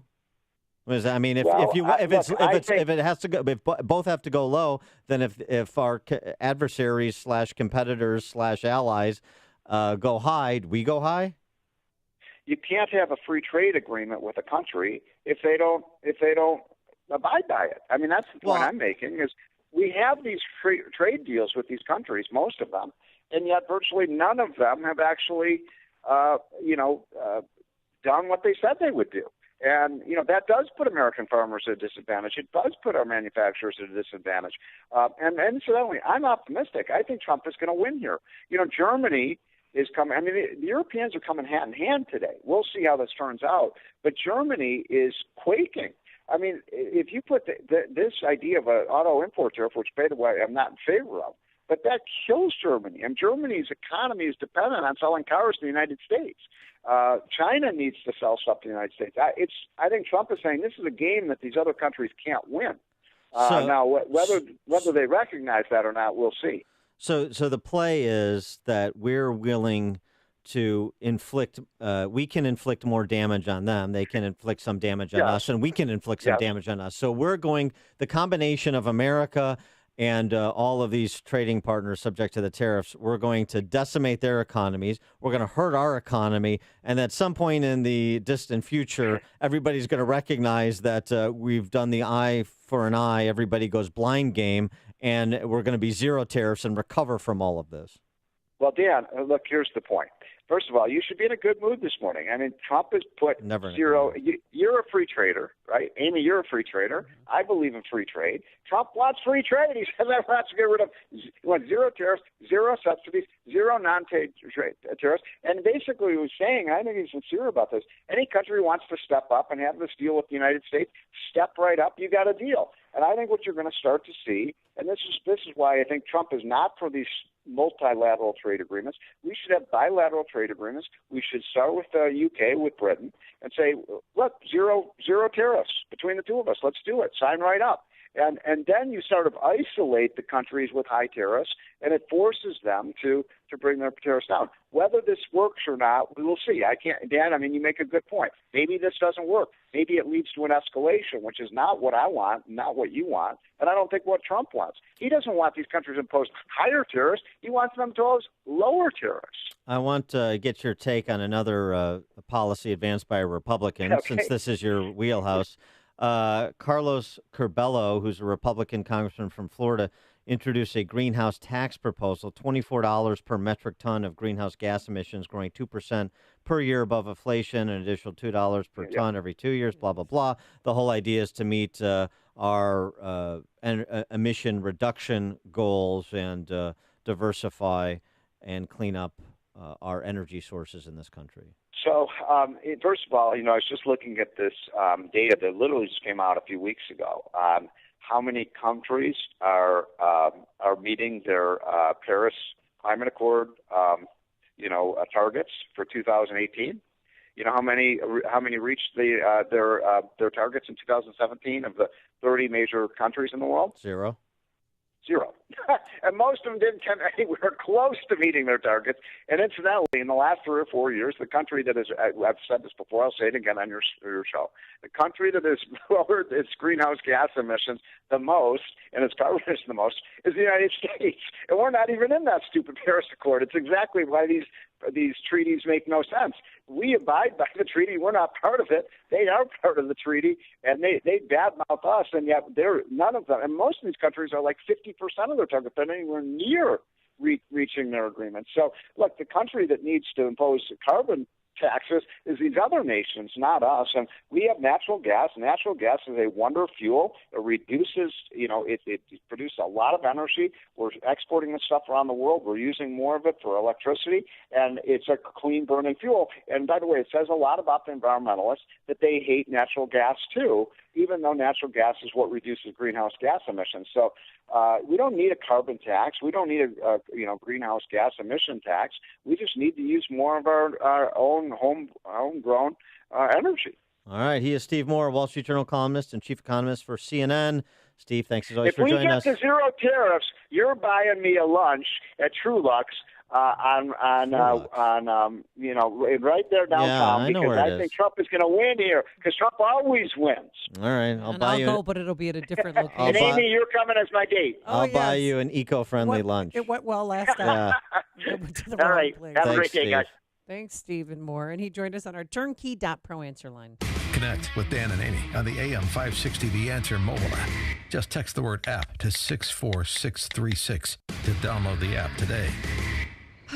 A glass of wine on the patio at day's end. Laughter from your teens and their friends gathered around the crackling fire of your new fire pit. This is the private oasis that AM Woodland Outdoor Design can create for you. Your outdoor space should be a reflection of your family's personality and a true extension of your home, not just a place to set your grill and furniture. A well-designed and constructed outdoor space can add significant value to your home and bring endless days of enjoyment. Spend more time together as a family, entertain friends, or just have a personal sanctuary to relax and de-stress. The expert team at AM Woodland Outdoor Design will guide you through every step of the process. They provide quality service with the utmost integrity and reliability every time. AM Woodland Outdoor Design, proudly serving Lake, Cook, and Kenosha counties, helping make the communities they grew up in as beautiful as they can be. Visit amwoodland.com. That's amwoodland.com, or call 847-224-2167. Signature Bank is Chicago's fastest growing independently owned business bank. It's a bank where relationships still matter. Signature Bank knows your name and your story.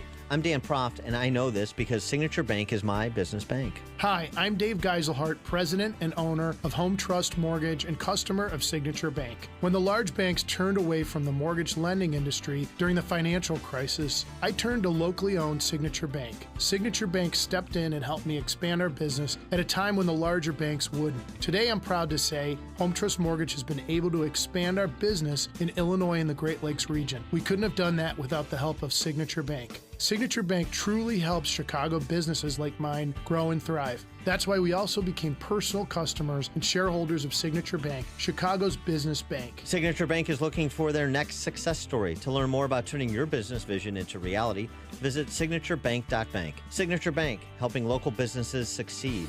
Member FDIC, Equal Housing Lender. The following is a paid political announcement. So what are Hoosiers saying about President Trump's tax cuts? Listen to Larry Davis, who runs a manufacturing business in Mishawaka. It's a great time to be in business, especially in Indiana. As a result of the tax cuts and the improved economy, we're able to invest in people, buy new equipment, and grow. Tax cuts are working for Indiana businesses, and they should be made permanent. But in Washington, Senator Joe Donnelly voted no on tax cuts and said at the time, "It's not tax reform. It's a partisan tax hike on Indiana's middle class." So Donnelly voted with Bernie Sanders and Elizabeth Warren against a tax cut of more than $2,000 for middle-class Hoosier families. It's time for him to listen to Indiana. Call Senator Joe Donnelly at 202-224-4814. Urge him to support S2687 and vote to make the Trump tax cuts permanent.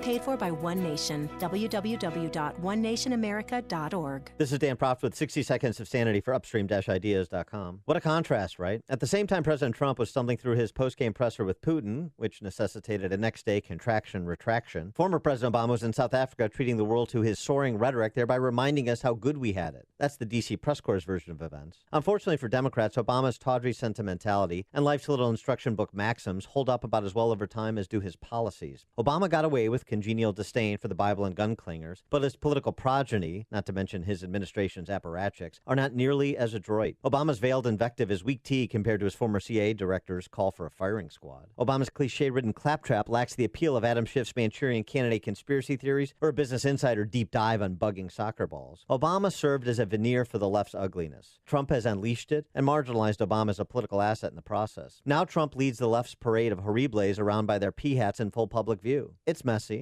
and Trump is sloppy, but like the 1983 Chicago White Sox, Trump is winning ugly. Hey guys, Ken here from the Business Accelerator podcast, Today's Growth.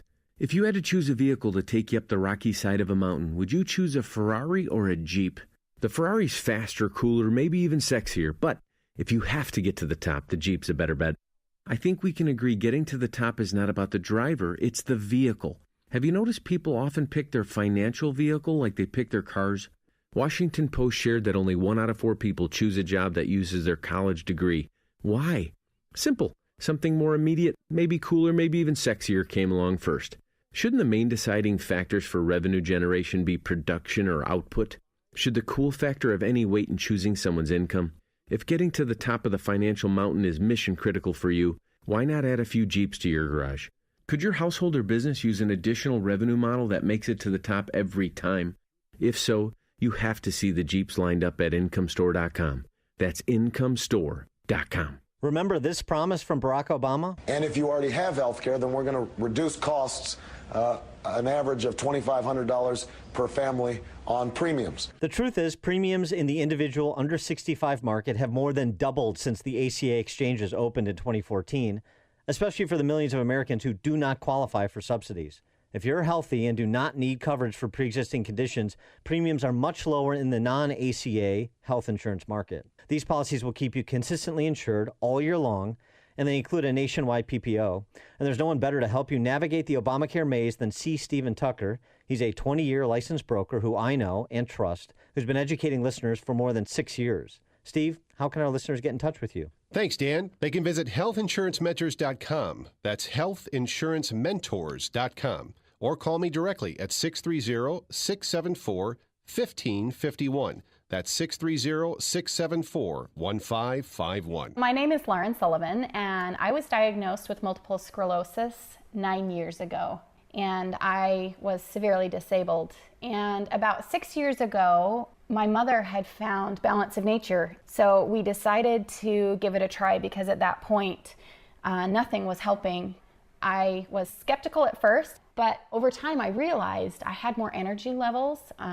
I was sleeping better, which was huge, and my hair looked better, my skin looked better, my nails looked better, and then I was able to weed off some of those medications. And I know, had I not found Balance of Nature, I would not be living the quality of life that I am now.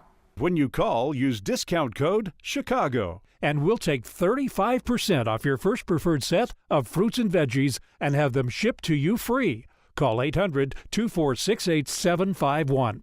That's 1-800-246-8751, or go online to balanceofnature.com and use discount code CHICAGO. AM 560, The Answer. Coming up on Chicago's Morning Answer. Is Trump just trolling when it comes to threatening to revoke security clearances? We'll ask National Review's Rich Lowry at 8:08. But first, into the newsroom we go. Here's Mike Scott. A Special Olympics soccer player who went missing has been found safe. A candidate for governor wants to stop Obama Center money. The D-backs cruise past the Cubs. WIND Chicago News Time is 8 o'clock. What kind of a lawyer would tape a client? I'm Dave Anthony, Fox News. President Trump just tweeted that, asking why the recording was abruptly cut while he was presumably saying positive things. Lanny Davis gave the tape to CNN. The lawyer for ex-Trump lawyer Michael Cohen. On it, they discuss a possible payment the president is denied knowing about to buy the rights to the story of an alleged affair. And here's the part of the tape under scrutiny. What financing? We'll have to pay you. So no. I got Fox's John Deckers, live at the White House. Lanny Davis says a secretly recorded conversation in 2016 shows Donald Trump mentioning cash in relation to a possible payment involving a former Playboy model who alleges she had a year-long affair with Mr. Trump. But that's disputed by the president's lawyer, Rudy Giuliani. President Trump says, quote, don't pay with cash. Cohen then interrupts and says, no, I got it. And then you hear distinctly, if you're careful and you slow it down, check. Democrats allege the president may have violated federal campaign laws. President Trump has denied that and also denied any affair. Dave? John, the president will meet today with the European Commission president amid a trade dispute. White House economic advisor Larry Kudlow just told Fox. Where there's a political willingness, there's a political way. And I just say, keep an open mind. You may be surprised at the outcome of this meeting. But the administration acknowledges farmers are being hurt by retaliatory tariffs on their products. A $12 billion financial aid package being put together. For row crops like soybeans and corn and wheat and sorghum, and even some dairy and some pork payments there. Agriculture Secretary Sonny Perdue. Some Republicans in Congress called short-term, maybe not enough. 2 Americans captured in Syria will be charged in federal court today in Detroit. One's a man who fought for ISIS. The other, a woman married to an Islamic State fighter. Fox News, fair and balanced. Sunshine, 71 degrees, 8:02 on AM 560. The Answer, good morning. I'm Mike Scott. Chicago aldermen are expected to vote later today on whether to rename a small section of Congress Parkway after African-American journalist and activist Ida Wells. The new name would only apply to Congress Parkway between Grant Park and the Expressway interchange at the west end of downtown. Authorities are confirming the body of a woman who went missing swimming at a beach in Gary, Indiana, has been found. Emergency crews recovered Tiara Hardy's body yesterday from Lake Michigan near Marquette Beach. Tensions remain high, boiling over following the deadly police shooting of Harith Augustus earlier this month. Last night, tempers flared during a community meeting as protesters confronted Fifth Ward Alderman Leslie Harrison. Demonstrators want more video of the shooting, and an anti-violence march is still being planned. Those on the north side will hear, according to Reverend Gregory Livingston, the marchers coming, saying human life is more important than people being upset by a march headed for Wrigley Field. And if people are upset about us disturbing their entertainment and their cafe life, human life is more important than recreation. And those activists are calling for the resignations of Mayor Rahm Emanuel. A 91-year-old mansion along Lake Michigan will be torn down and the site turned into parkland under a plan approved by the Evanston City Council, which voted 5-3 this week in favor of demolishing the Harley Clark mansion. The deal calls for the private group Evanston Lighthouse Dunes to pay for the $500,000 cost for demolition, landscaping, and dune restoration. Diamondbacks beat the Cubs 5-1 at Wrigley. White Sox 2 in a row over the Angels with a 4-2 victory, backing Carlos Rodon to the win. 8:03, time for the AM 560 Business Beat. From the Fox Business Network, here's Jenny Casola. From the Fox Business Network, auto executive Sergio Marchionne, credited with turning Fiat Chrysler into a profitable modern global business, has died. He was 66. Marchionne had been hospitalized for complications after shoulder surgery. General Motors is releasing earnings for the quarter. Its business declined but was better than expected, though GM is lowering its forecast for the year. United Parcel Service is reporting stronger business. It was helped by online shopping deliveries in the U.S. Coca-Cola's quarter was stronger than expected. It was helped by better sales of Coca-Cola Zero Sugar. The Necco plant in Revere, Massachusetts has been closed. Round Hill Investments, which purchased the brand at its bankruptcy auction, has resold it to another candy manufacturer. It didn't disclose the name of the new owner. The Dow was up 197 yesterday. The Nasdaq dropped a point. With the Fox Business Report, I am Jim Solar. 8:04, a check of traffic and weather on the way next on AM 560. As press secretary for President Trump, Sean Spicer had a front row seat to history. And in his new book, he reveals details about what really happened behind the scenes during the campaign and the early days of the administration. On Wednesday, August 8th, Sean Spicer is coming to Chicago. Meet Sean Spicer and get a copy of his new book, The Briefing, at the Museum of Broadcast Communications. Tickets are absolutely free. Thanks to healthinsurancementors.com. Get your tickets at 560theanswer.com/briefing. That's 560theanswer.com/briefing. It's the Ford Summer Sales Event. And now, while selection is best, it's the best time to buy. With amazing offers across a full lineup of Ford vehicles, now is the time to make summer go right with Ford, America's best-selling brand. Stop by a local Ford store or shop online at buyfordnow.com, because there is no better time than right now to get behind the wheel of a new Ford during the Ford Summer Sales Event.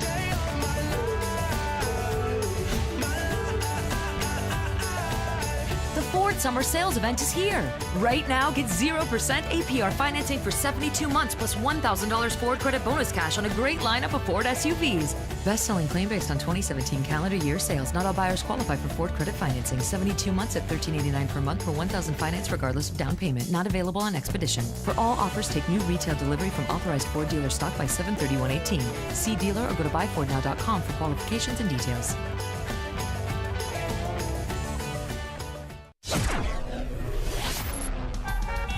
It is 8:06. Let's get an update on the roads in the Alarm Detection Systems Traffic Center. Here is Jim Telemonte.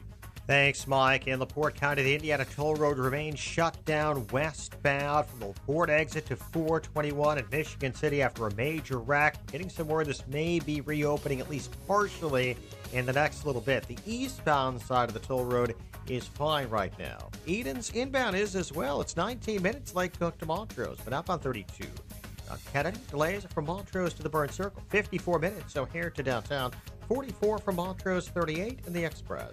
Hop on 44 to the airport. Eisenhower, an hour and 4 minutes, 390 to downtown, 42 from Mannheim. Hop on 35 to Mannheim, but an hour to 390. Stevenson, an hour and 8 minutes, 355 to Lakeshore Drive. Hop on 40 minutes. Ryan, 38 minutes, 95 to downtown. Southbound Tri-State heavy, 132 to 176, and 280 to the O'Hare Oasis. Northbound Southwest Highway to 75th, Stevenson to 47th, Reagan Tollway to Balmoral, northbound Veterans Memorial, from Fountain to St. Charles and Army Trail to 290. Traffic service of EAA Aviation Center, the world's greatest aviation celebration. It's in your own backyard. EAA Air Venture Oshkosh, July 23rd through the 29th. For information or to buy tickets, visit airventure.org. Experience EAA Air Venture Oshkosh this summer. Traffic answers when you need them most. I'm Jim Talamonte, AM 560, The Answer. Chicago's Morning Answer continues next. Your official Chicagoland weather forecast. From the 1-hour Heating and Air Conditioning Weather Center, here's meteorologist Kevin Snyder. Today mostly sunny and warm, high 88. Tonight partly cloudy with a shower late at night, low 68. A shower in spots early in the morning tomorrow, otherwise clouds and sunshine with a high 80. I'm Kevin Snyder on AM 560, The Answer. Updated temperatures now 74 at O'Hare, 75 along Chicago's lakefront, 75 at Midway. Your next news update is at 8:30. Chicago's Morning Answer with Dan and Amy continues next on AM 560, The Answer. This hourly segment is brought to you by Financial Planning with Jack Taboda, your 401k rollover specialist. Heard Saturday mornings at 7 on AM 560, The Answer. This is Chicago's Morning Answer with Dan Proft and Amy Jacobson on AM 560, The Answer.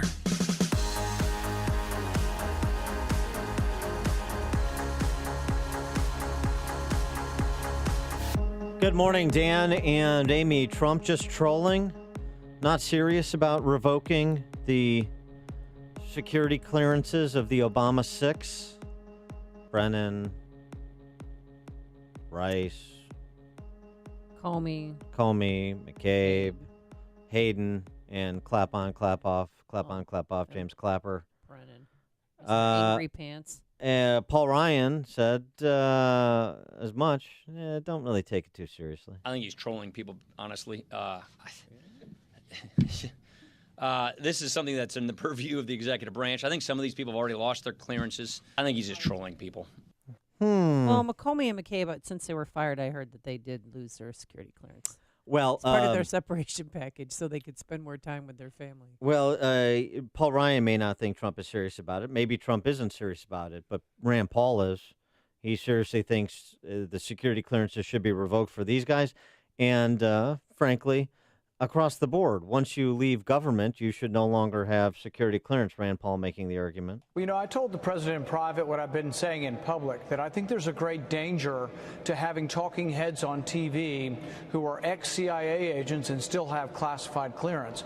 There's a real danger that they might inadvertently reveal classified information. And, you know, John Brennan's got a history of this. Back in 2012, when we were discussing, you know, we discovered the underwear bomber. John Brennan at that time briefed ex-CIA agents who were retired but still had top secret clearance. He briefed them and said, oh, don't worry, the U.S. has someone inside. We have inside control. Well, then one of these ex-CIA agents went on television and said, oh, yeah, we have a double agent and nobody needs to worry. And it's like, whoops, the double agent was still there. So John Brennan's already been involved when he was on the inside, leaking information to people who still had top secret clearance, who were now talking heads. John Brennan leaked information that almost cost the life of a double agent. This is 4 years ago now. That's a good example, and this is why Rand Paul concludes. But I would make it more universal. I don't think that ex-CIA agents of any stripe who are now talking heads should continue to get classified information. I think it's wrong. For more on this and other topics, we're pleased to be joined by Rich Lowry. He's the editor of National Review, nationalreview.com, Fox News contributor, author of the book Lincoln Unbound. Rich, thanks for being with us again. Appreciate it. Hey, thanks for having me. So is revoking the security clearances of those individuals named part of draining the swamp, or is it, as Clapper said, is it a petty political retribution? I think it's a petty thing, the way they're rolling this out and presenting it. I think Rand Paul makes a case for what would be a categorical rule or change in how you do this globally, but just targeting these couple people feels petty. Not that I have any use for John Brennan or for Clapper, and I think they've really kind of disgraced themselves, and it's really bad practice for people who had some of the most sensitive powers in the United States government to immediately come out and out themselves as poisonous partisans. I think that's really bad. It undermines faith in our system, but I don't think this is the way to go about it. But elections have consequences, and their team lost. So I was surprised to know that they still have access to sensitive information. And why do they? Can you explain that? Well, I mean, the theory is that, say, in a crisis, you might want former officials to have access to this information again, or you might just routinely want to consult them over sensitive matters, so you want them to have the clearance. So I don't think, obviously, the Trump administration in no circumstances is ever going to coordinate with John Brennan over anything. Another rationale I've heard is that if you want to talk to Brennan about past things you're wondering how he handled, you'd still want him to have a security clearance. But I'm not opposed to some broad change in the policy. I just think specifically targeting 5 or 6 people who've irritated and criticized you is not a good look.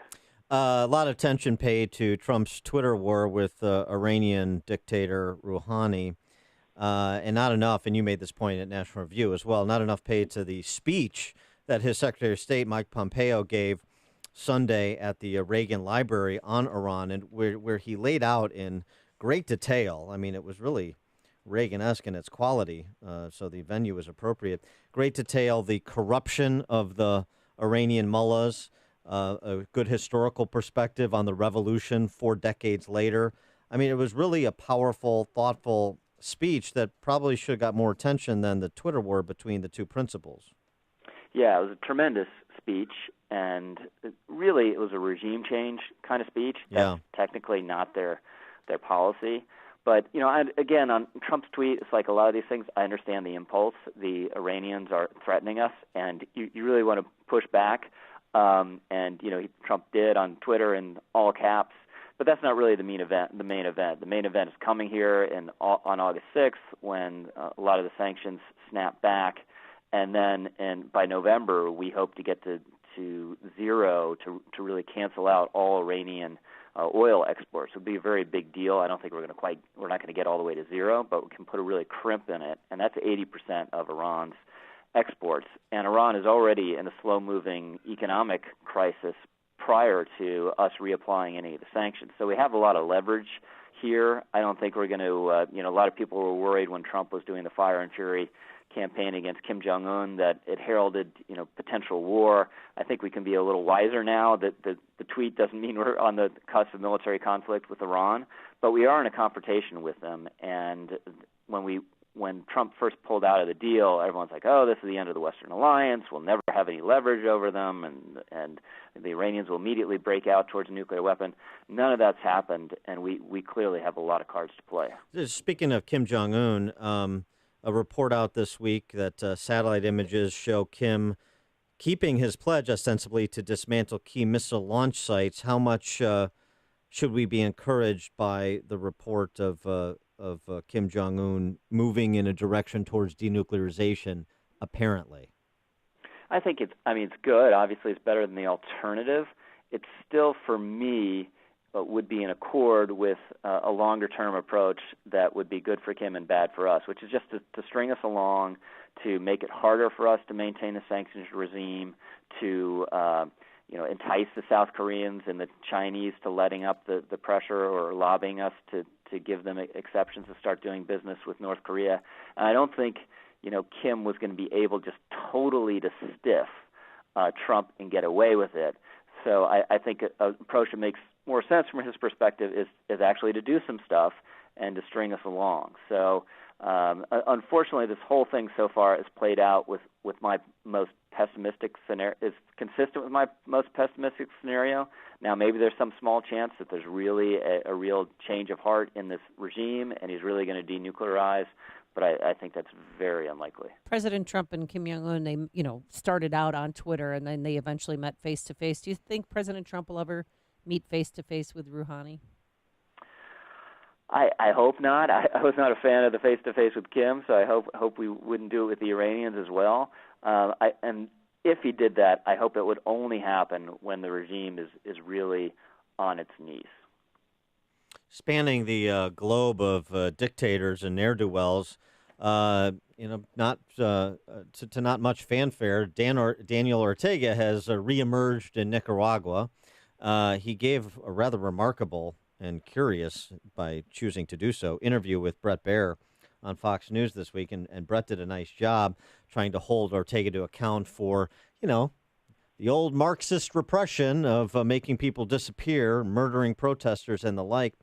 And I just look at Venezuela and Nicaragua, the protests in Managua, the government's reaction, the oppression and repression, and Alexandria Ocasio-Cortez and Comrade Bernie running around the Midwest arguing for quote-unquote democratic socialism with, other than the violence, mirrors a lot of the policies you see in Central and South America. And I just wonder if Ocasio-Cortez and Comrade Bernie turn out to be the Republicans' greatest weapon this fall. Yeah, so well, first of all, I mean, it's just very depressing and amazing how enduring the Daniel Ortega and his family have been. I mean, we thought we'd gotten rid of them in the 1980s or the early 1990s, but they're still there, so it's sort of Castro-like and still destroying their country. So the worst-case scenario there is that really you have a Venezuela-type meltdown.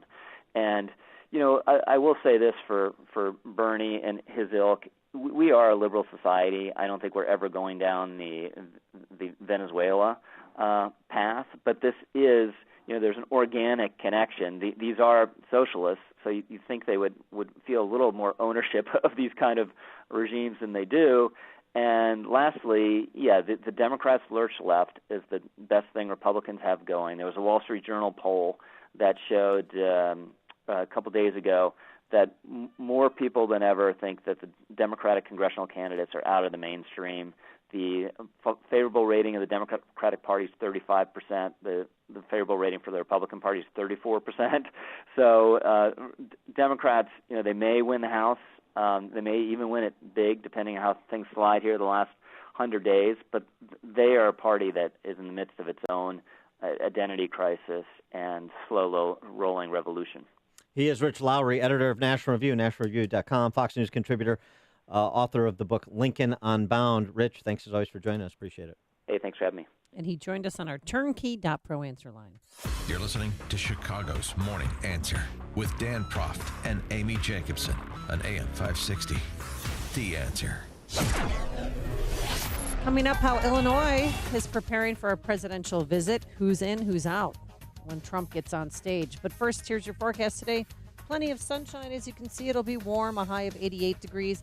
Tonight, we do have partly cloudy skies with a chance of a shower late, a low of 68. And for Thursday, your morning will begin with some spotty showers. Otherwise, clouds and sunshine, a high of 80 degrees. Any real trouble on the roadways? Let's get the latest from Jim Talamonte, who joins us in the Alarm Detection System Traffic Center.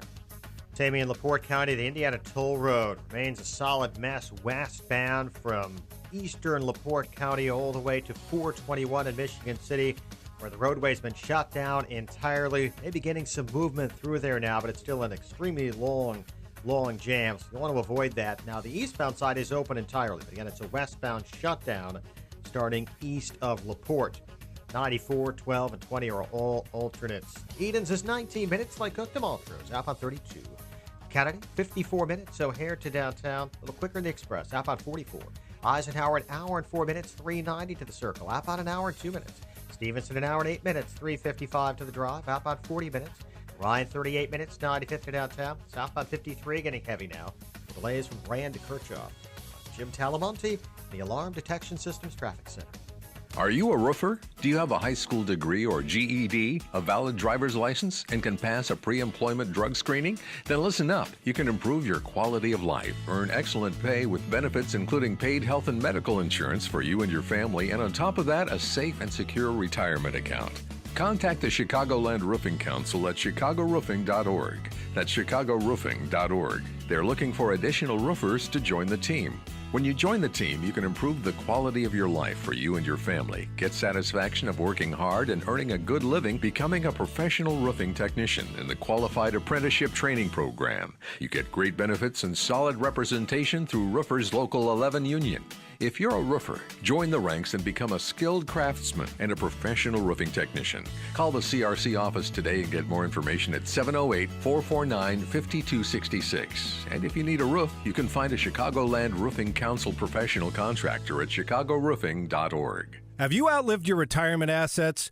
Are your Social Security and pension checks no longer covering monthly expenses? Are you interested in learning how reverse mortgage loans can extend your retirement assets? Are you tired of struggling every month and borrowing money from your family to survive? Would you like to hire a caretaker to help you around the house? Do you want to learn the truth about reverse mortgage loans and get all your reverse mortgage loan questions answered by a local reverse mortgage loan expert? If you said yes to any of these questions, then I strongly encourage you to join local media legend Orion Samuelson at Team Hochberg's free reverse mortgage loan seminar at Del Del Webb in Huntley on Friday, July 27th from 3 p.m. to 5 p.m. Refreshments from Jameson Steakhouse will be served. To register for this free event on Friday, July 27th at Del Webb in Huntley, go to reversedavid.com. That's reversedavid.com. Pearl Mortgage and Equal Housing Lender, Illinois Residential Mortgage Licensee 4358 and unless 19186. Famous conservative quotes presented by Automated Systems. Airline executive Willis Player once told the New York Times, "A liberal is a person whose interests aren't at stake at the moment." That just about sums up what many conservatives still believe to be true. I know you support companies that share your conservative values. For FDA-regulated staffing needs, Automated Systems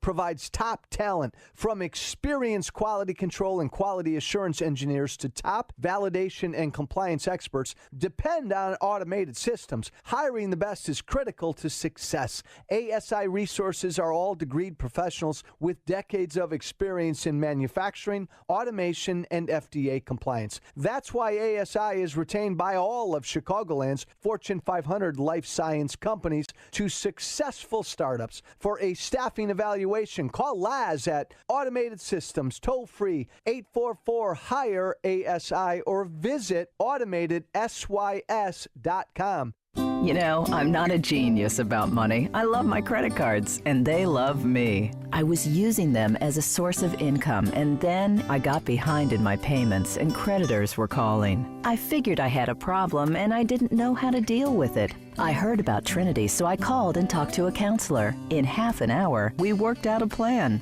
Now I've got one easy monthly payment, a lower interest rate, and I'm getting out of debt. If you're in an endless cycle of paying on credit card balances that never seem to go away, then get ready for a toll-free number that will put you on a path to financial recovery. Trinity will consolidate your accounts, put a stop to late fees and over-limit charges, reduce your interest, and possibly improve your credit score. You'll save thousands. If your debt has you down, we should talk. Call 1-800-990-6976. That's 1-800-990-6976. Call 1-800-990-6976. Balance of Nature's fruits and veggies in a capsule.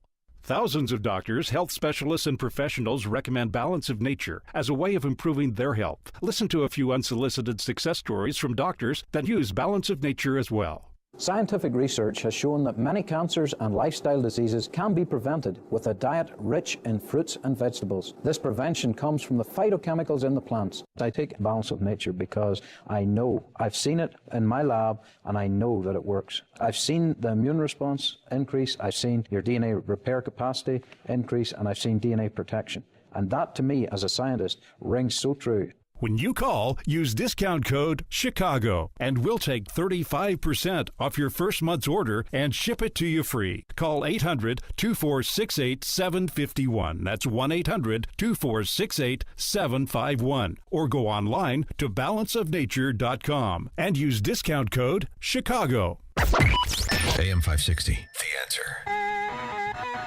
I love Clemson football coach Dabo Swinney. Not just because his name's Dabo. Who names their kid? Oh, look how cute he is. Let's name him Dabo. I like Dabo. He's so If I have another fictional son, I'm going to name him Dabo. You remember Dabo Swinney opined, last year during the season about, or maybe it was 2 years ago now, about in the height of sort of the Black Lives Matter, the consternation and unrest in Ferguson. And he talked about in this country not having a black and white problem. We got a sin problem. And talked about, there are bad cops, just like there are bad football coaches. There are bad people in every profession. There are a lot of good people, too. Swinney sat down for an interview in advance of this coming college football season with ESPN, and he was asked about how he stays so positive. Listen to Dabo's response. Man, that's the easiest question I've had all day. Well, I mean, to me, that's just the priorities of my life. That's just my...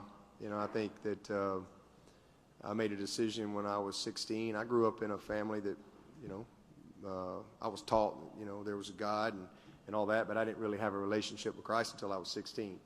And that was a game changer for me. That's really become the foundation of my life.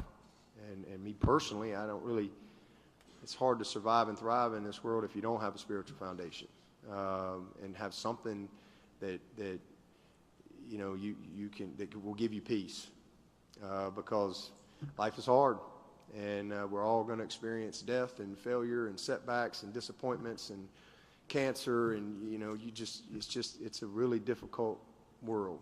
And for me, God is always, in my relationship with Christ, he's given me hope and peace. And, you know, I love Jeremiah 29:11, you know, for I know the plans I have for you. That's kind of been a life verse for me.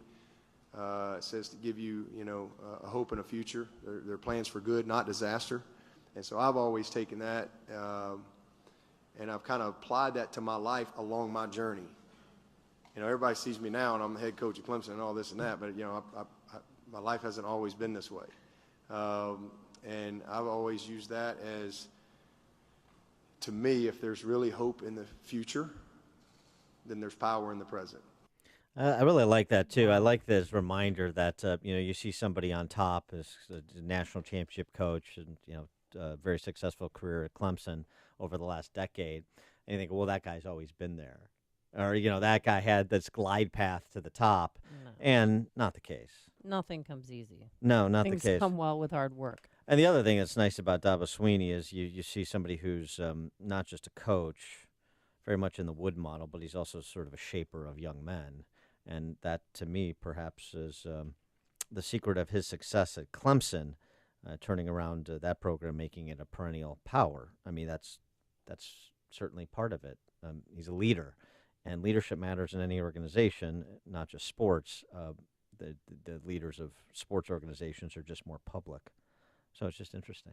Coming up on Chicago's Morning Answer, speaking of leaders, ours won't be there when President Trump arrives tomorrow. And Bill Gertz joins us. But first, let's get into the newsroom. Here's Mike Scott. Amy and Dan, good morning. Good morning, everyone. We're watching several developing stories outside of the United States. One in Canada, where ISIS is now claiming the shooter that killed 2 and wounded 13 others in Toronto was a soldier of that terror group. Meantime, a suicide bomber on a motorcycle rammed into people waiting outside a busy polling station in the Pakistani city of Quetta, killing 31 and casting a shadow over what could be a historic day for that country. Pakistanis are casting ballots to elect their third consecutive civilian government. Fiat Chrysler CEO Sergio Marchionne has died. The 66-year-old surprise death was confirmed today following surgery. Marchionne rescued Italian automaker Fiat, then combined it with U.S. carmaker Chrysler, guiding that new firm to profitability. A secret tape between Donald Trump and his attorney Michael Cohen is out. CNN claims that conversation is from 2016. When it comes time for the financing, which will be... Listen, what financing? We'll have to pay you. So I'll pay the cash. No. I got... Cohen can be heard talking about starting a company for the transfer of information to our friend David that could refer to the president's acquaintance David Pecker, head of the National Enquirer owner American Media. California Lottery says that lucky ticket in last night's Mega Millions drawing was sold at a liquor store in San Jose. Jackpot, $522 million. The search is over for a Special Olympics soccer player from Bangladesh who went missing last week. Police say he's been found safe. A sailor who fell into Lake Michigan over the weekend during the beginning of the Chicago Yacht Club's annual race to Mackinac remains missing. Chicago police unable to locate John Santorelli. He went missing on Saturday. New information being revealed about six-year-old Carrie boy rescued from the Fox River last week. McHenry County Sheriff saying the child nearly drowned while simply swimming off a beach at Picnic Grove Park in Fox River Grove. He was not hit by a boat, as previously reported. Diamondbacks beat the Cubs 5-1. Sox over the Angels 4-2. Linebacker Danny Trevathan and linebacker Aaron Lynch both missing Bears practice again yesterday. The News Service of Mothers Against Drunk Driving for victims of drunk and drug driving. Their grief is unique, but you are not alone. MAD is here to help. Call their 24-hour victim helpline at 877-MAD-HELP or MADD.org. 8:33 and a check of traffic and weather on the way next on AM 560. Mike Gallagher wants to see the proof that Russian hacking actually influenced the election. I get it. If you're miserable about the Trump presidency, you sit around and you say, if only. Did anything Russia did help Hillary get defeated? Now prove it. Show me a vote that was changed because of Russia. And then what are we going to do about it? You going to undo the election? The Mike Gallagher Show. Weekdays at 9, right before Dennis Prager at 11 on AM 560. The Answer. Get your truly free credit score and free credit monitoring from Credit Karma. Download the Credit Karma app today. Credit Karma. Get knowing. What do you hear? Most people just hear an engine. We hear a 6.2-liter Hemi V8 with a supercharger that accelerates so fast, it'll suck the air out of your lungs and knock you back in your seat like you're an astronaut in a rocket ship hurtling through the stratosphere. But then again, we're not most people. We're the Brotherhood of Muscle. Dodge. Domestic, not domesticated. Dodge is a registered trademark of FCA US LLC. Today, business happens here, and virtually anywhere. Because today, innovative companies are reinventing the way business happens. And they need people who can keep up. With the expertise and technology to get packages to over 150 million delivery points. So, who can help you deliver the future of commerce? The United States Postal Service. See why we deliver more e-commerce packages to homes than anyone at USPS.com/future.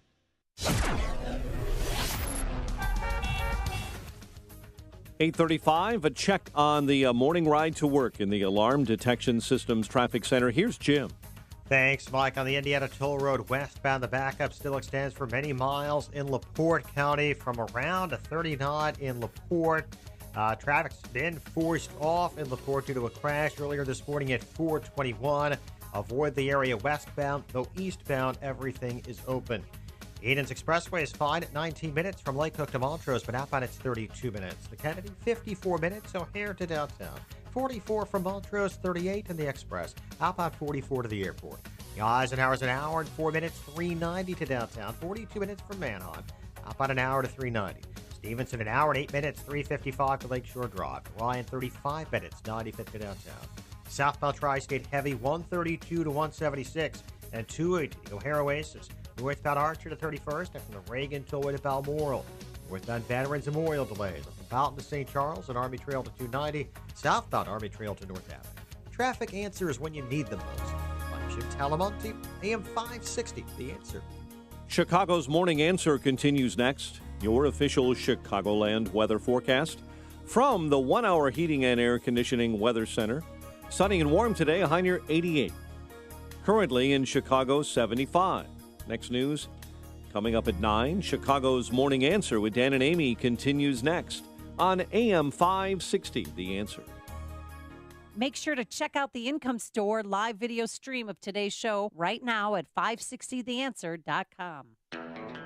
When you've got questions, he always has an answer. It's Sean Hannity this afternoon at 2, right before Joe Walsh at 5 on AM 560, The Answer. Good morning, Dan and Amy. And we heard in Mike Scott's newscast the Toronto shooter that killed 2 women, injured more than a dozen others. Pakistani Canadian, characterized by his family as suffering from depression. We know from friends in Toronto and now news reports that he was known to police, that he had some experience, if not training, with firearms. And now ISIS has claimed that he was one of their terrorist warriors. Oh, that's strange because his parents came out with a joint statement with Toronto police saying that he suffered depression and mental illness and psychosis. Nothing to do with being an Islamist. Nothing at all. Not radicalized. Never even mentioned. Yeah, it's always disconcerting when you have law enforcement appearing to conspire to mislead you. And the key thing that you said was law enforcement and the CBC not releasing the name of the shooter until they did so in conjunction with a statement that had already been prepared and released simultaneously by his family. Strange.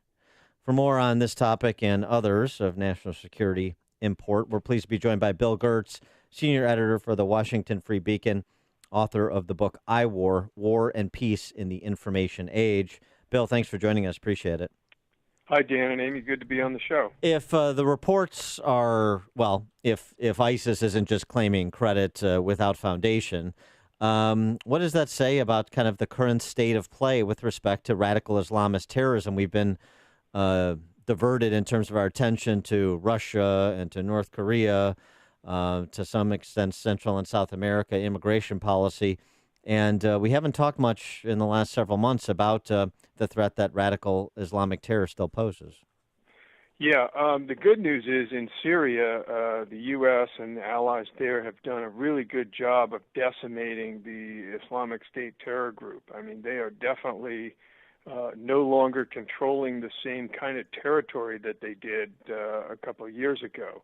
The bad news is that a lot of the people that went there to fight jihad and to conduct attacks and to try and take part in this Islamic caliphate that no longer exists there, people have gone to their home states and are basically following the directive to conduct attacks in their home countries.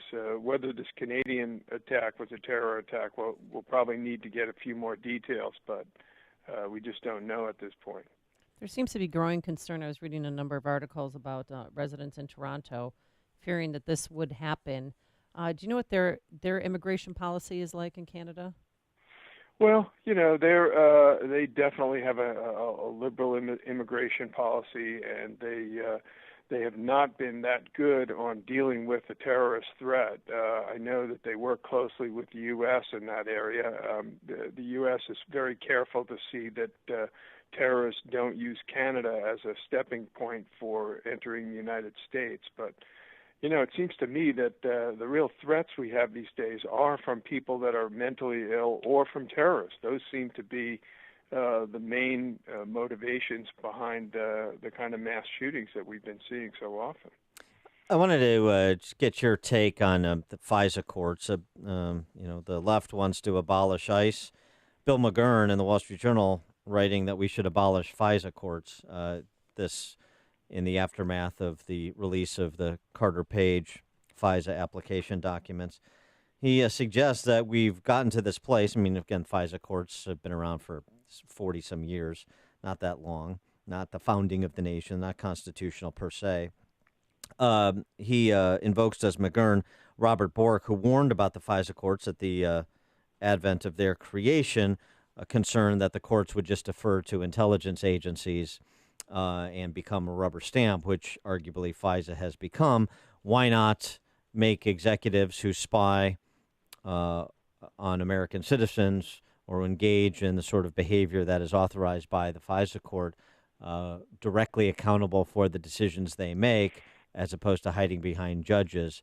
What do you say to that with respect to the FISA court? Yeah, it's a tough call. Domestic spying is very difficult, and it's a useful tool for both law enforcement and counterterrorism intelligence gathering and for counter-spying as well. But it does create these problems.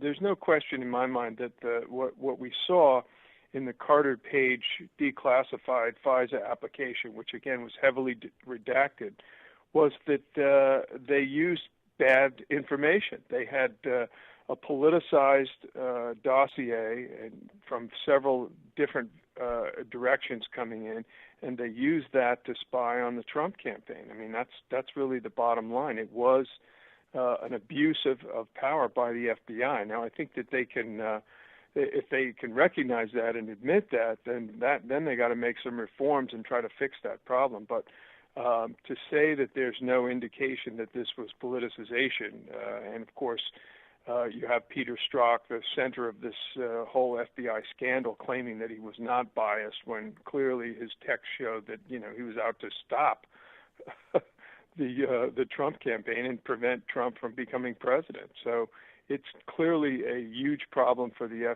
FBI, and I think the Trump administration really needs to institute some major reforms of the FBI, and that's really where the problem comes. Well, now, I think the FISA court is needed, definitely. You do think the FISA court is needed? Because I was going to say, I mean, the documents released, it is worth noting, just to push back against McGurn's argument, that you had Jim Comey sign off, you had Sally Yates sign off at Department of Justice, so it's not like they're absolved of responsibility just because it's a judge that's making the ultimate decision. Maybe you'll get judges that now, in the wake of some of these revelations, no longer just serve as rubber stamps.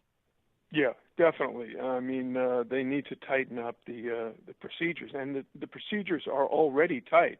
In other words, especially when they approve a surveillance of an American, they are required to have extraordinary evidence that this is really needed.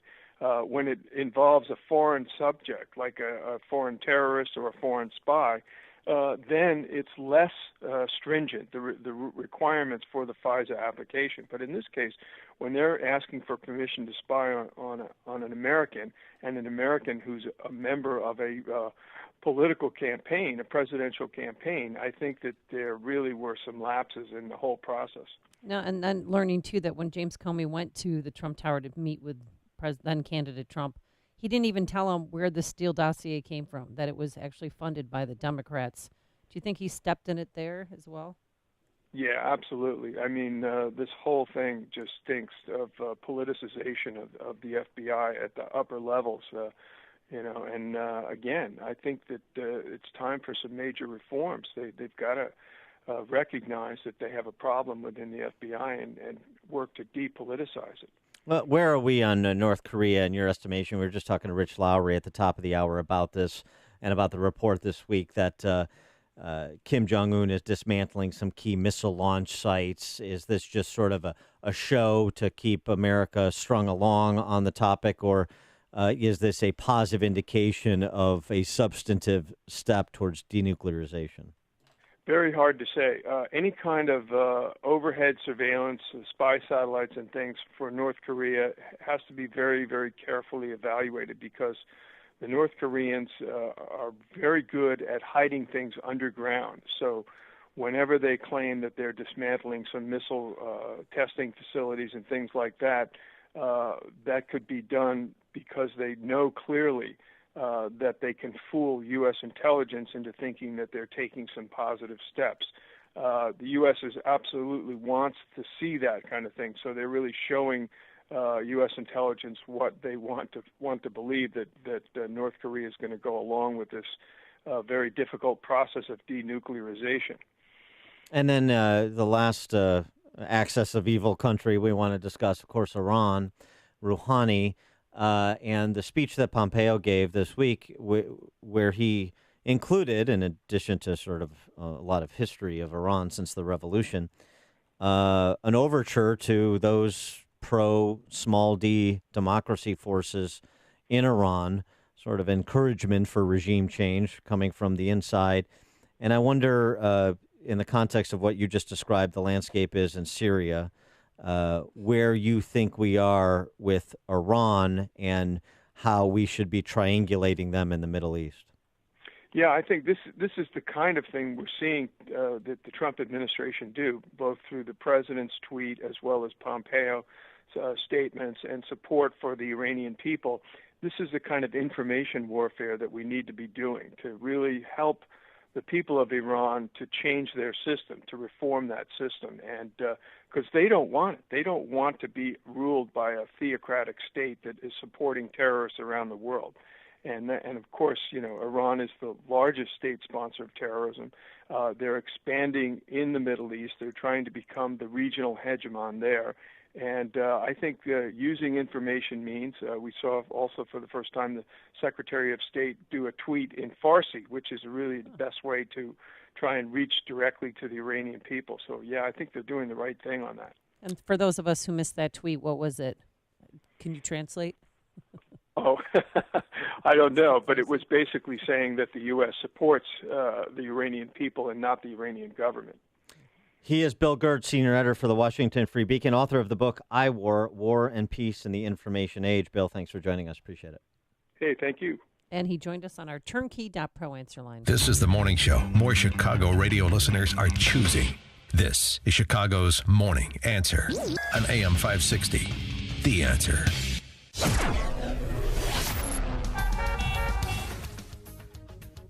Coming up, you only need 11 seconds at the doctor's office for a diagnosis. But first, here's your forecast. Plenty of sunshine today, warm, a high of 88 degrees tonight. We could have a shower around here in spots, a low of 68 degrees. And Thursday, we're going to have a spotty showers early in the morning, otherwise clouds and some sunshine, a high of 80. And on Friday, partly sunny, mild for this time of year, a high of 76 degrees. Let's get into the Alarm Detection Systems Traffic Center. Here is Jim Talamonte. Thanks, Amy. The westbound Indiana toll road remains jammed from LaPorte to Michigan City after an early morning wreck shut everything down at 421. The eastbound toll road is open. The inbound Kennedy is now a mess between Irving Park and the Burn Circle. It's an hour and 12 minutes O'Hare to downtown, an hour and 2 minutes from Montrose, 55 minutes to the Express, outbound 42 minutes to O'Hare. Eden's 19 minutes, Lake Cook to Montrose, outbound 35. Eisenhower, an hour and 8 minutes, 390 to downtown, outbound it's 44 minutes. Stevenson, 58 minutes, 355 to the drive. Outbound clear. Ryan, 35 minutes, 95 to downtown. Tri-State southbound still very slow, 132 to 176 and 2 to the O'Hare Oasis. Northbound Archer to 31st. Then from the Reagan tollway to Balmoral. Northbound Veterans Memorial delays are from Fountain to St. Charles and Army Trail to 290. I'm Jim Talamonte in the Alarm Detection Systems Traffic Center. Have you seen the store shelves? Yes, they're already putting out back-to-school supplies. The school year may seem like a million years from now, but it's actually just around the corner. And maybe this summer you've been rethinking about sending your kids to a public school. Well, things are changing in our public schools and not always for the better. So now might be the time to consider sending your child to a private school. And you could do it for half the price of regular tuition, thanks to our good friends at halfpriceschools.com, where you can find tuition vouchers for private schools across the Chicagoland area and Northwest Indiana at half off the normal price. There's no catch. It's real simple. Find a private school near you, purchase that tuition voucher, and prepare to send your child off to school this fall. Halfpriceschools.com has schools located, again, all across the area. Westminster Christian School in Elgin, Emmanuel Lutheran School in Palatine, Daystar School in Chicago. The list goes on and on. So don't delay. School will be starting again in a matter of weeks. Visit halfpriceschools.com. Many of these vouchers have already sold out, so do not wait. Halfpriceschools.com. Balance of Nature's fruits and veggies in a capsule. My husband's blood pressure has dropped 30 points.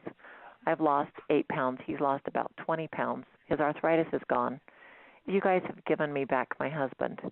I'd come home from work, and if he beat me home from work, he would be laying in the recliner, and I would feed him supper in his recliner and would be like really boring, pathetic old people watching TV while we ate dinner and then go to bed exhausted and wake up tired.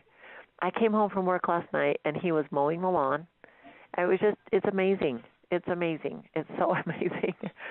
When you call, use discount code CHICAGO, and we'll take 35% off your first preferred set of fruits and veggies and have them shipped to you free. Call 800-246-8751.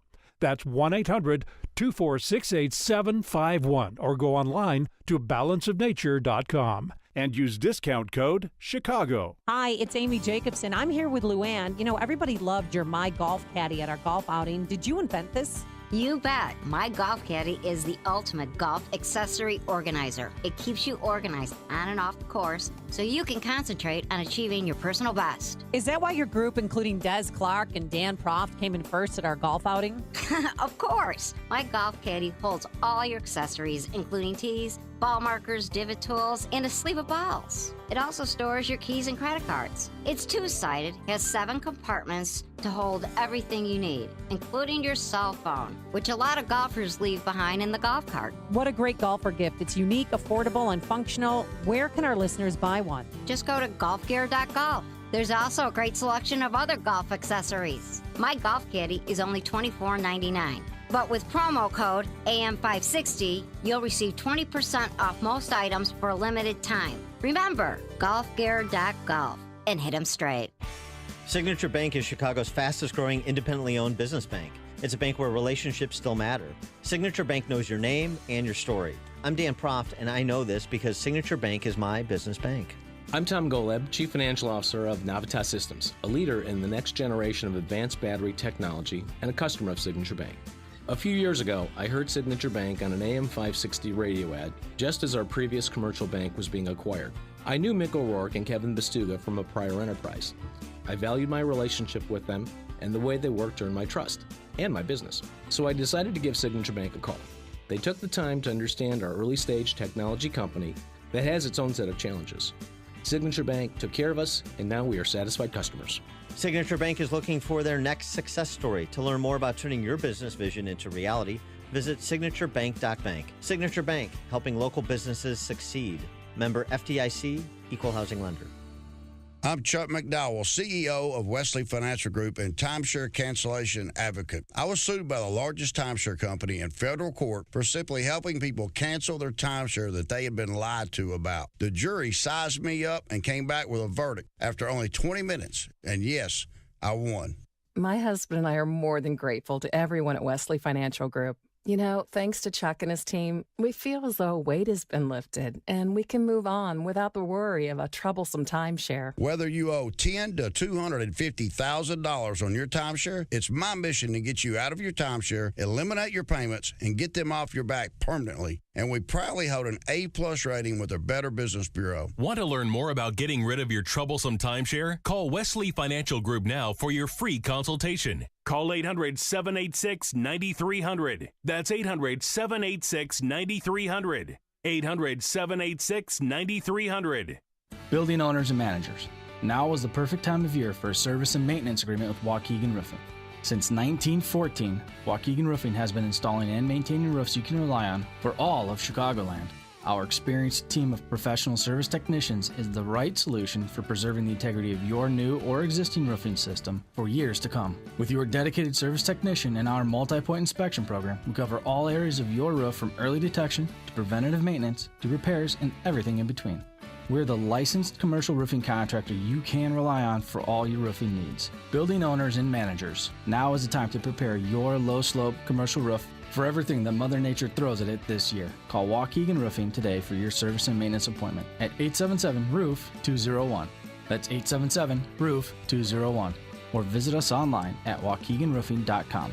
Waukegan Roofing, installing roofs you can rely on since 1914. Illinois licensee 104000761. What happened? You used to go hours without visiting the bathroom. Now it seems like you're constantly getting up to go, and you're even getting up at night to go. This is not okay. Listen, the makers of Super Beta Prostate, the #1 prostate formula, are introducing a new wonder pill, Super Beta Prostate P3 Advanced, with 3 key ingredients that are great for your prostate. It's like taking 3 prostate supplements in one. To celebrate, we're sending free bottles to men who want to cut down on bathroom trips. Yes, your first 30-day supply is free. Pay shipping and handling. Just dial pound 250 on your mobile phone and say the keyword radio offer. Early research suggests that an ingredient in P3 Advanced may help support a normal prostate size. Combine that with a reduction in bathroom trips, and you have a formula you'd be crazy not to try. Try P3 Advanced free. Dial pound 250 on your mobile phone and say the keyword radio offer. Again, dial pound 250 and say the keyword radio offer.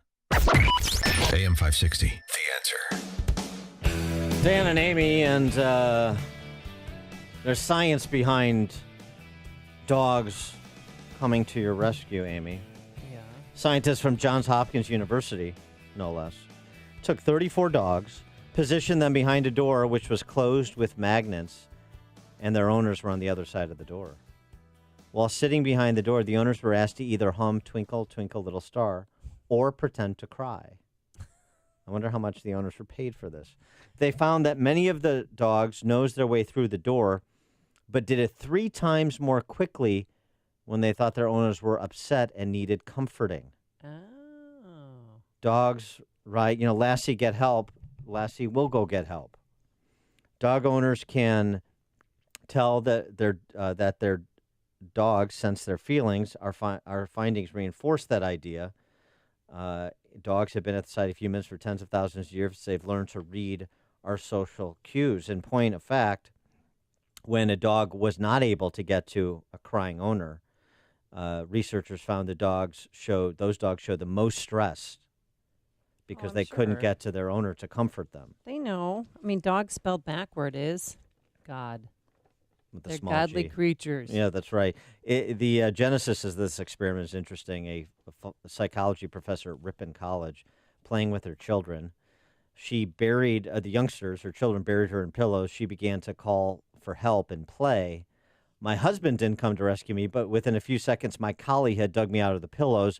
I knew we had to do a study to test more of that formally. And that was the impetus for the study. I know you don't have kids tear at ducts, play. but does Hayek ever help you? Like when you're He knows after I come home from a bad round of golf and I'm upset, he sees that I'm downtrodden, on the verge of tears. Tears, yes.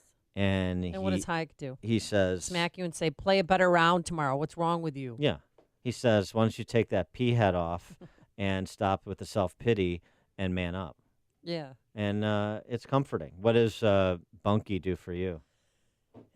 Bunky knows everything. If we're sad, if something's going on, there's a death in the family or something, she just sits by your side and doesn't move and is depressed all day. It's the weirdest thing. They know when things are off. So Bunky just does She that. just knows. She just does that same thing regardless of what's happening. She just sits no. there and does no, nothing no, all she, day.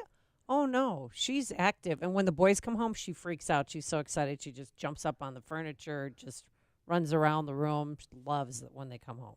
And she loves when I come home, too. Because I'm her mom.